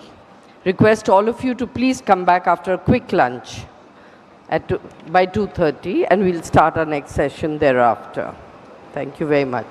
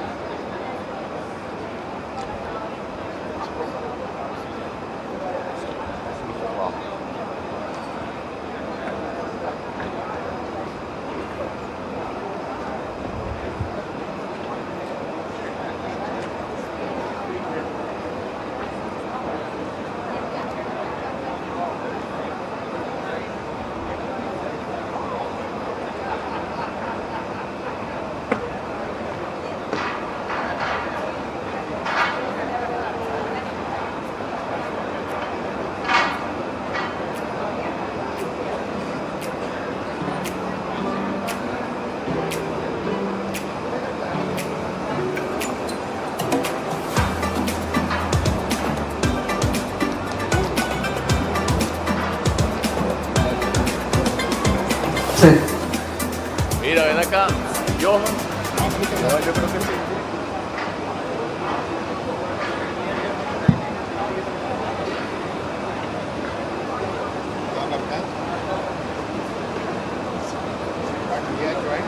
Do quickly by the time we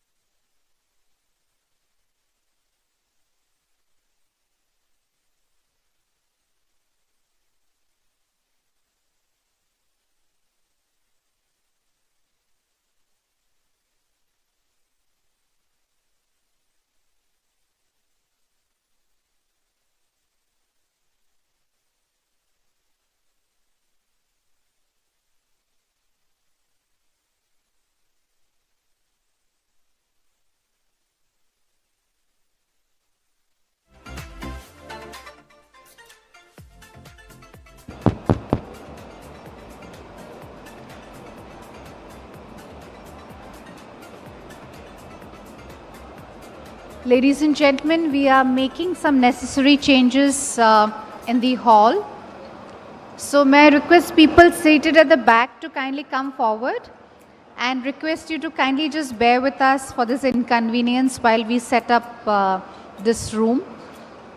People sitting at the back may please come forward and kindly bear with us for the inconvenience while we set up this room. Thank you.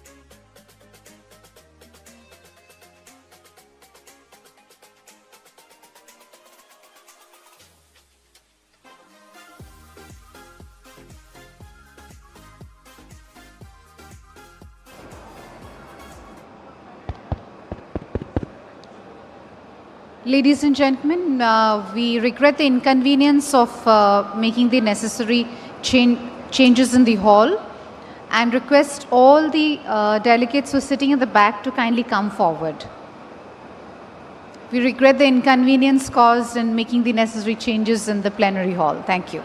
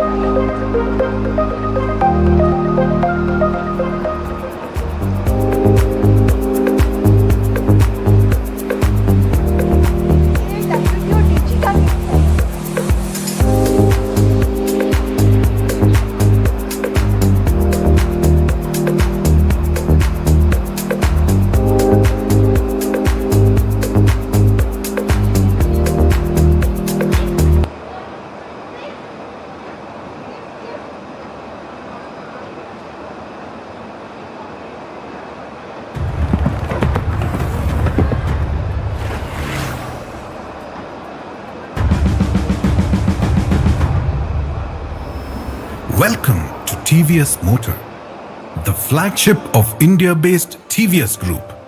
TVS Motor is a globally recognized brand operating in over 80 countries across Central and South America, Africa, and Asia.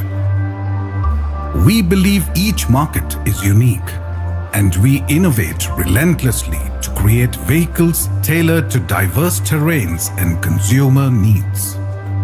From the challenging Dhaka Valley to the highest motorable roads, TVS delivers performance, reliability, and excellence.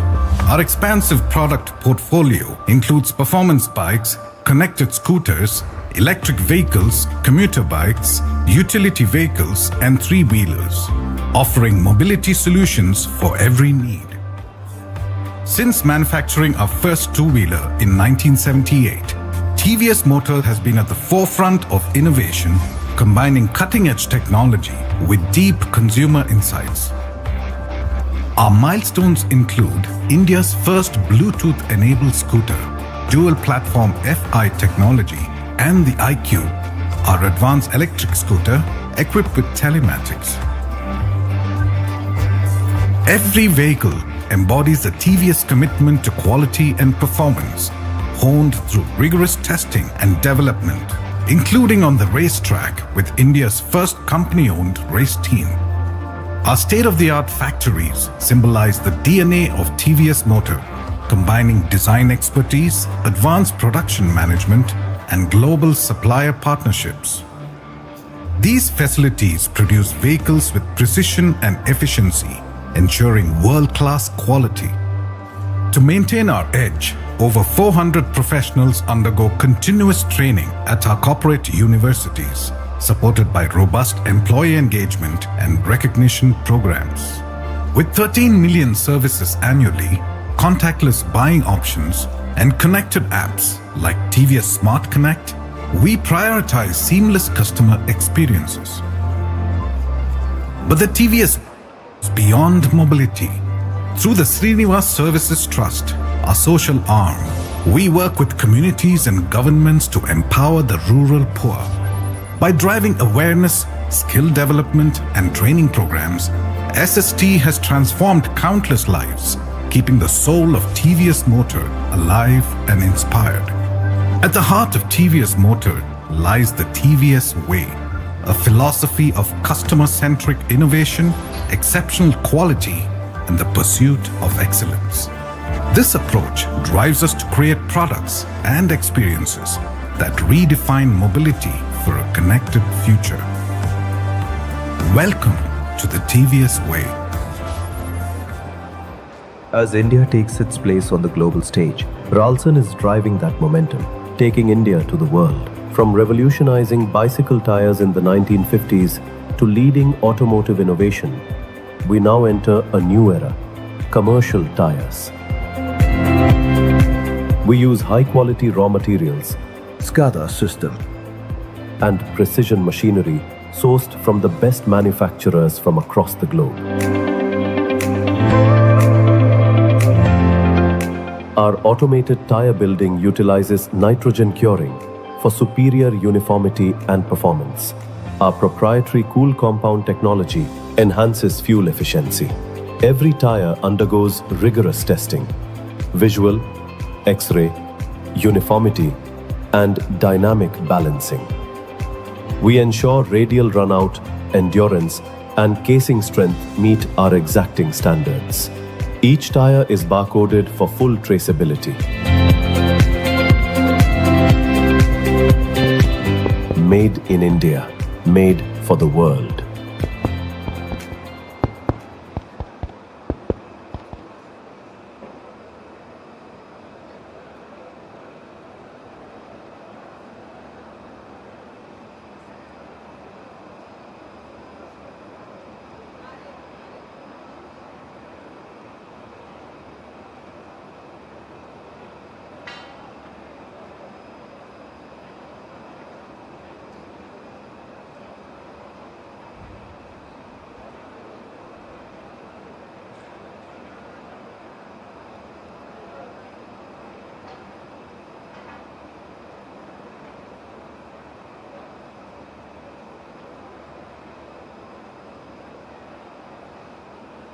If rising temperatures are the result of our choices, can better choices rewrite the future? That is the question we ask ourselves every single day at EcoRem. The more greenhouse gases we emit into the atmosphere, the more the planet warms. Unless we reduce these emissions and return closer to pre-industrial levels, rising temperatures will continue to have a profound impact on our planet. Today, electricity and heat production are responsible for roughly 30% of global greenhouse gas emissions. Industries add another 24%. Agriculture, forestry, and land use account for 22%, and transportation contributes nearly.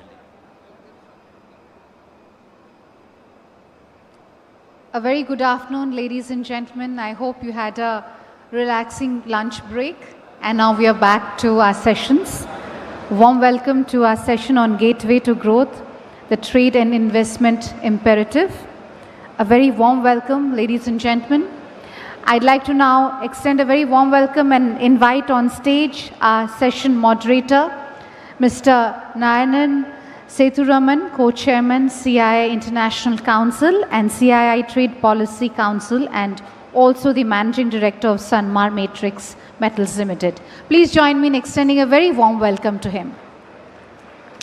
May I please invite on stage our keynote speakers, Her Excellency Ms. Armida Salsaya Alice Jahabana, Executive Secretary, UN Economic and Social Commission, UNESCAP, and Under Secretary General of the United Nations. Please join me in extending a very warm welcome to her. His Excellency Mr. Min Min, Deputy Minister, Ministry of Commerce from Myanmar. His Excellency Mr. Pen Sovichit, Vice Minister, Ministry of Commerce from Cambodia. Mr. Tetsuya Watanabe, President, Economic Research Institute for ASEAN and East Asia, ERIA, from Indonesia.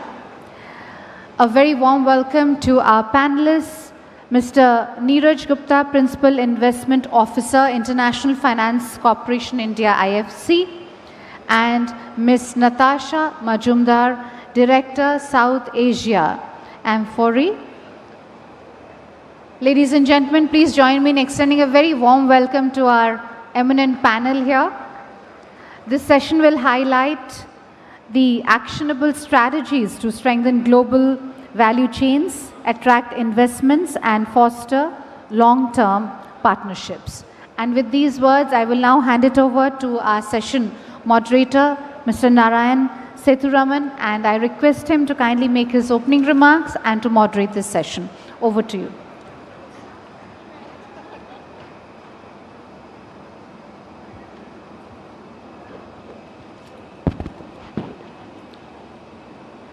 Good afternoon, ladies and gentlemen. It's the first session after lunch, but promises to be a very interesting topic, especially in the current geopolitical scenario. With those comments, it's my pleasure to welcome Ms. Armida, Executive Secretary, UN Economic and Social Commission and Under Secretary General of the United Nations, His Excellency Mr. Min Min, Deputy Minister, Ministry of Commerce, Myanmar, His Excellency Mr. Sovichit, Vice Minister, Ministry of Commerce, Cambodia, Mr. Tetsuya Watanabe, President, Economic Research Institute for ASEAN and East Asia, Mr. Neeraj Gupta from IFC is the Chief Investment Officer, and Natasha Majumdar, who is the Director, South Asia for Amphori. Also welcome all of you here. It's a privilege and an honor to moderate this important session today. We gather here at a crucial juncture in India's trade and economic journey. Over the past decade, India has undertaken a series of transformative reforms, strengthened its export facilitation mechanisms, and deepen global partnerships. These efforts have positioned India as one of the most dynamic and resilient economies in the world.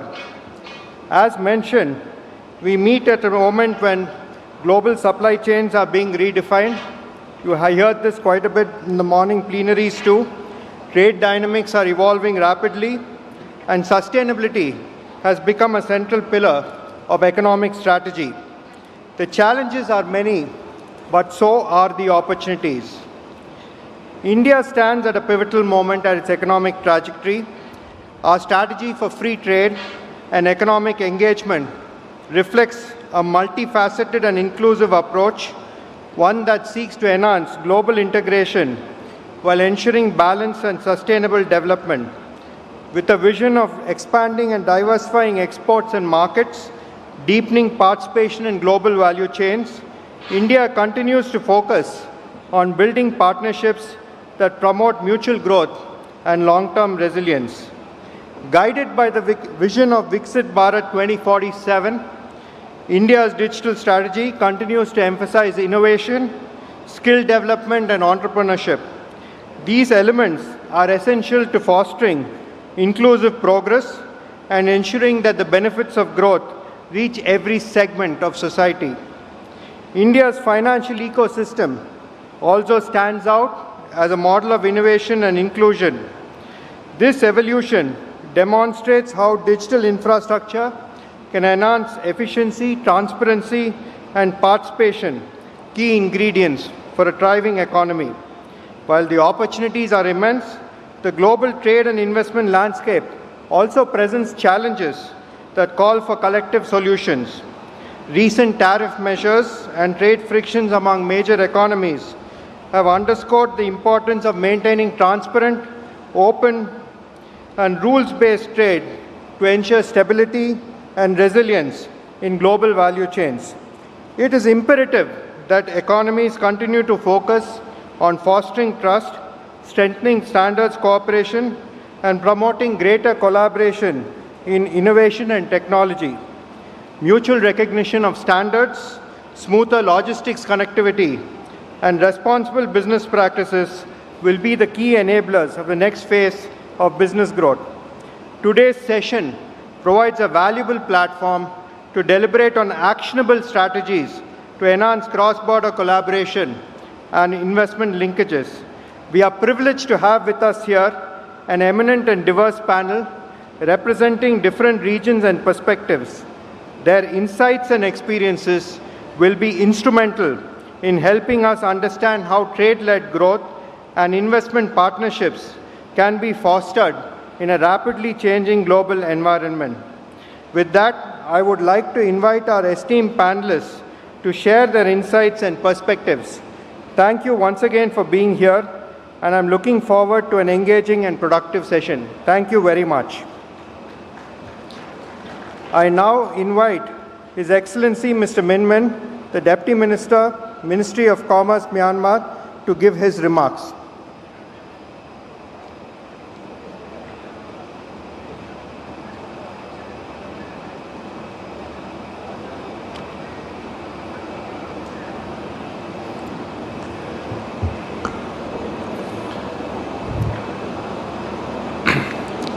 Good afternoon, esteemed moderators, distinguished panelists, and honored guests.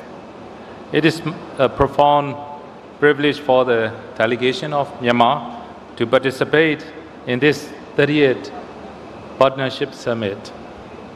I extend our sincerest appreciations to the government and the people of India and their gracious hospitalities and excellent arrangement for this important gathering. The title of this section, Gateway to Growth, resonates deeply with Myanmar. It reflects our national vision to serve as a dynamic land bridge connecting to the great economic engine of South Asia and Southeast Asia. By both geography and spirit, Myanmar stands as the crossroad of continental connectivity. Yet, being a gateway is not defined by location alone. It must be realized through visionary, sustainable, and mutually beneficial prosperity partnership. Myanmar and India share an enduring economic partnership rooted in story, culture, and trust. Our bilateral trade value over $1.6 billion in 2024 and 2025 year continues to expand, with India remains one of our top trading partners and currently ranks as the fourth largest. On the export front, Myanmar's agriculture sector has shown remarkable resilience. We are enhancing export of beans and pulses under the Memorandum of Understanding between the two governments, valid until 2026. Myanmar also export garment, woods products, fishery items, veneers, metals, rubbers, and turmeric to India. Meanwhile, import from India pharmaceuticals, chemicals, food products, cotton, machineries, and vehicles reflect strong industrial cooperations. Pharmaceutical in the particular account for the 60% of Myanmar's market, underscoring India's role as a trusted, affordable source of quality medicines. We organize that foreign direct investment in the engine of sustainable growth. Although inflows are fluctuated, India remains valued partner, ranking 11th with cumulative approved investment nearing $800 million as of September 2025. To strengthening investors' confidence, Myanmar's Investments Commission introduced the investment activities priority list in 2021, opening strategic sectors such as power generations, oil and gas, and manufacturing to foreign participation. We warmly invite Indian companies to seize these opportunities and join us in the advancing industrial transformations and sustainable energy development. Myanmar's goal is not simply growth, it's a sustainable prosperity. Trade and investments are the twin engines driving this vision as our economy transitions from a resource-based model to one that diversifies and knowledge-driven. We seek partnerships that are transformative, not merely transactional investments that create meaningful jobs, foster technologies, transfers, and strengthening value chain integration. Our visions of growth is inclusive, equitable, enduring, anchor in a shared prosperity for all.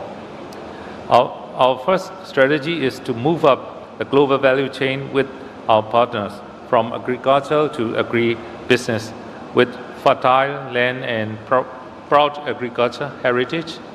Myanmar is the leading supplier of pulses and beans to India's and global markets. We now aim to evolve into modern agri-business, investing in processing, packaging, and logistics that add a value and benefit for both sides. From assembling advanced manufacturing, our garment and light manufacturing sectors have driven growth. The next step is to advance into higher value industries, machineries, electronics, and renewable energy components, areas ideal for the Myanmar-India collaborations. Our second strategy is foster sustainable, stable, and predictable investment climate. Our special economic zones serve as integrated hubs for the trade, innovations, and logistics. They offer strategic locations, robust infrastructures, and investors-friendly frameworks to cross-border collaboration. Connectivities remain at the heart of the shared prosperity. Projects such as India-Myanmar-Thailand Trilateral Highway and the Caledon Multimodal Transit Project are not merely physical corridors. They are pathway to opportunity that reshape the regional economic landscape and reaffirm Myanmar's role as a true gateway from the South and Southeast Asia. In conclusion, Myanmar stands open not only for the business but for the partnership in the trusted sense.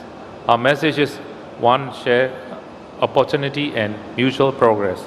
Together, we can transform this gateway to growth into the gateway to shared prosperity, a bridge connecting our people, our markets, and our futures. We warmly invite and invite all our regional partners to work with us through this gateway. Shoulder to shoulder, as we build the future as sustainable, inclusive, and mutual rewarding. Thank you very much. Thank you, sir. We now request Mr. Watanabe to deliver his remarks.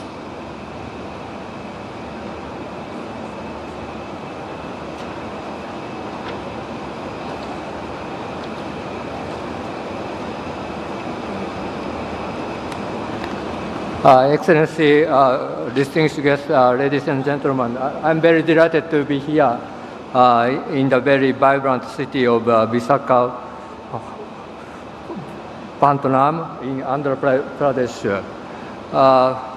Very good afternoon. We are witnessing a period of profound transformation. Trade flows are slowing, supply chains are fragmenting, and investment decisions are increasingly shaped by geopolitics and technology competition.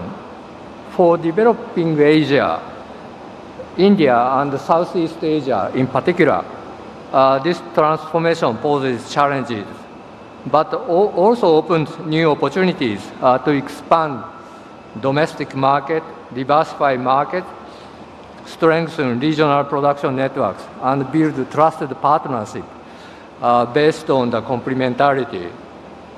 In this evolving landscape, India's economic transformation stands out.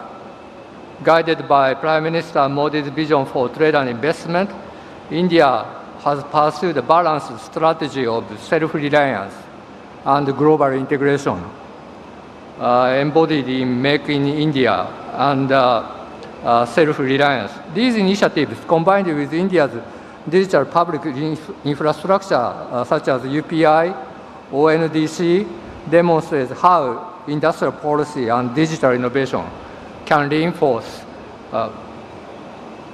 one another, fostering resilience, inclusion, and competitiveness. From a broader perspective, cooperation between India and Southeast Asia. Today, we have excellencies from Southeast Asia countries, and the wider global South will be essential in shaping more equitable and sustainable value chains. By aligning strategies, connecting digital systems, and investing in people, the global South can transform into becoming co-creators and of innovation and industrial capacity. In this context, India's transformation aligns closely with the growing dynamism of ASEAN, as both regions strive to strengthen regional integration and sustainable growth. At the recent India-ASEAN summit, Prime Minister Modi underlined the shared responsibility as partners representing nearly quarters of the world population to deepen cooperation under the ASEAN-India Comprehensive Strategic Partnership. Looking ahead, India and ASEAN partnership can serve as a stabilizing anchor, advancing open, balanced and rules-based economic cooperation while deepening connectivity through trade facilitation, logistics, digital infrastructure, building on ASEAN and India long-standing role at the heart of global value chains. To strengthen this foundation, India and ASEAN must move forward from policy alignment to deeper cooperation, connecting industries, technologies, and people. Cooperation should go beyond trade, encompassing joint manufacturing, technology co-creation, and human capital partnerships.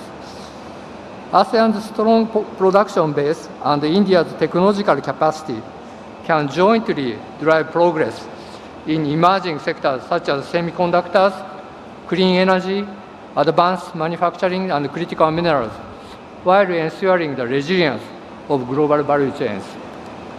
Equally, India and ASEAN can align their efforts in digital and energy transformation. India's UPI is a clear example of how digital infrastructure can connect economies and empower inclusion for small businesses and people. The upcoming ASEAN Digital Economy Framework Agreement, DIFA, also offers a timely opportunity to link ASEAN and India digital ecosystem, promoting interoperability, innovation, and sustainable digital trade. In energy area, my institute and the CII recently collaborated on the feasibility study for the ASEAN-India power grid. This is a concrete step toward realizing a shared vision of green interconnected growth. Ultimately, the true gateway to growth lies not in geography but in partnership and trust. Both India's transformation and ASEAN's integration show that sustainable growth can be achieved through openness, reform, and collaboration. AREA remains committed to supporting these regional efforts by providing evidence-based research, policy dialogue, and multi-stakeholder platform for cooperation. We believe that the deepening relationship between ASEAN and India will not only strengthen Asia's economic architecture, but also contribute more resilient, inclusive, and sustainable global economy. Thank you. Thank you very much. I request Mr. Neeraj Gupta to deliver his remarks.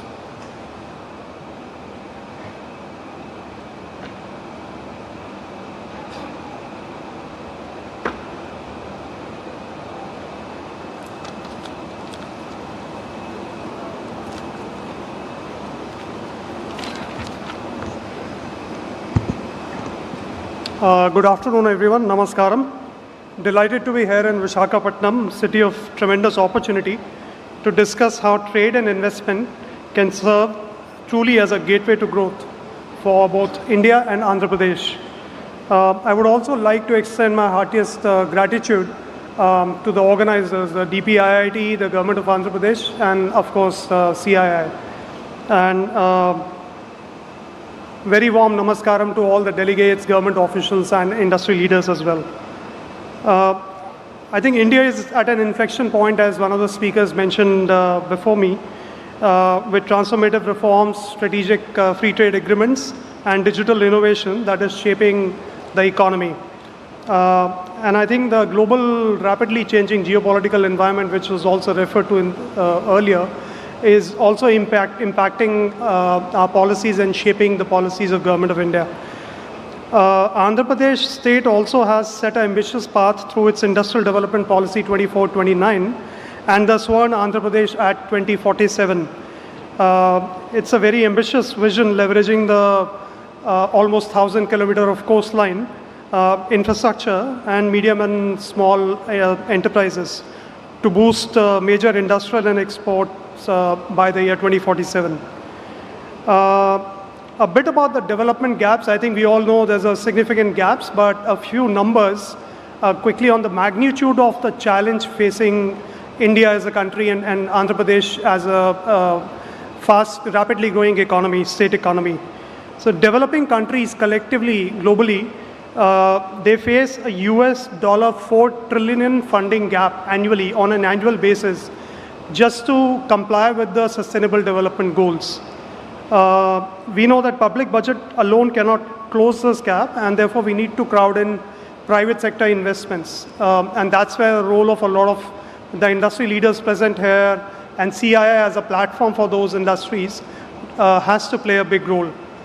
I personally work on cities, and we've recently worked with one of the cities in Andhra Pradesh. So Indian cities need a total of $2.4 trillion by 2050 just to come up to the level of sustainable service delivery to achieve their public service obligations and to develop resilient low carbon infrastructure. It far exceeds their current investments that they make on an annual basis. So that just reflects the significant challenge that's facing not just the governments at provincial levels or India at a country level, but also our cities, which are supposed to be engines of growth. And the ironical part is that private investment in these cities, which are economic hubs, it accounts for only 5%, both through PPPs as well as through private lending, commercial lending to cities. So we do need to pay more attention to these these stakeholders and ensure that the contribution by them, both economically and efficiency-wise, is scaled up multiple times. A bit about India's strategy reforms. I think speakers before me have referred to ONDC, UPI. I won't repeat that. But there are other parts of the ecosystem that I think the government is quite working in an integrated manner. Policies such as Make in India, Atmanirbhar Bharat, the Viksit Bharat vision, the PM Gati Shakti and Swarnmala. I think all these building blocks in an integrated manner, they aim to improve infrastructure and logistics. They aim to cut costs. In the morning in another event, I was hearing that there was a recent study by NCAER which has estimated that logistics costs in India amount to a whopping almost 8% of GDP. The interesting part is this has come down quite significantly over the last few years, but it's still much, much higher than economies like China or Singapore or other East Asian economies. Forget about Western Europe. So we have a task ahead essentially. So with these forward-looking policies, India is well placed to be a trusted anchor for resilient growth and sustainable global value chains. Now, in terms of actionable strategies and the role that we can play, so we are part of the World Bank Group, but as one World Bank Group, the World Bank supports policy and institutional reforms. While IFC, we bring in private capital. We don't just bring in private capital, and we bring in private capital both to be deployed by the private sector, but also private capital directly to state-owned enterprises. And that's the role we recently played with the city of Visakhapatnam, where we've funded about $60 million for them to develop critical wastewater infrastructure, including wastewater recycling and reuse, without any government guarantee, without any state government or government of India guarantee. So it just demonstrates that even our cities, or at least the capable cities, can develop bankable projects or bankable structures which allow them to leverage private capital from development finance institutions such as ourselves.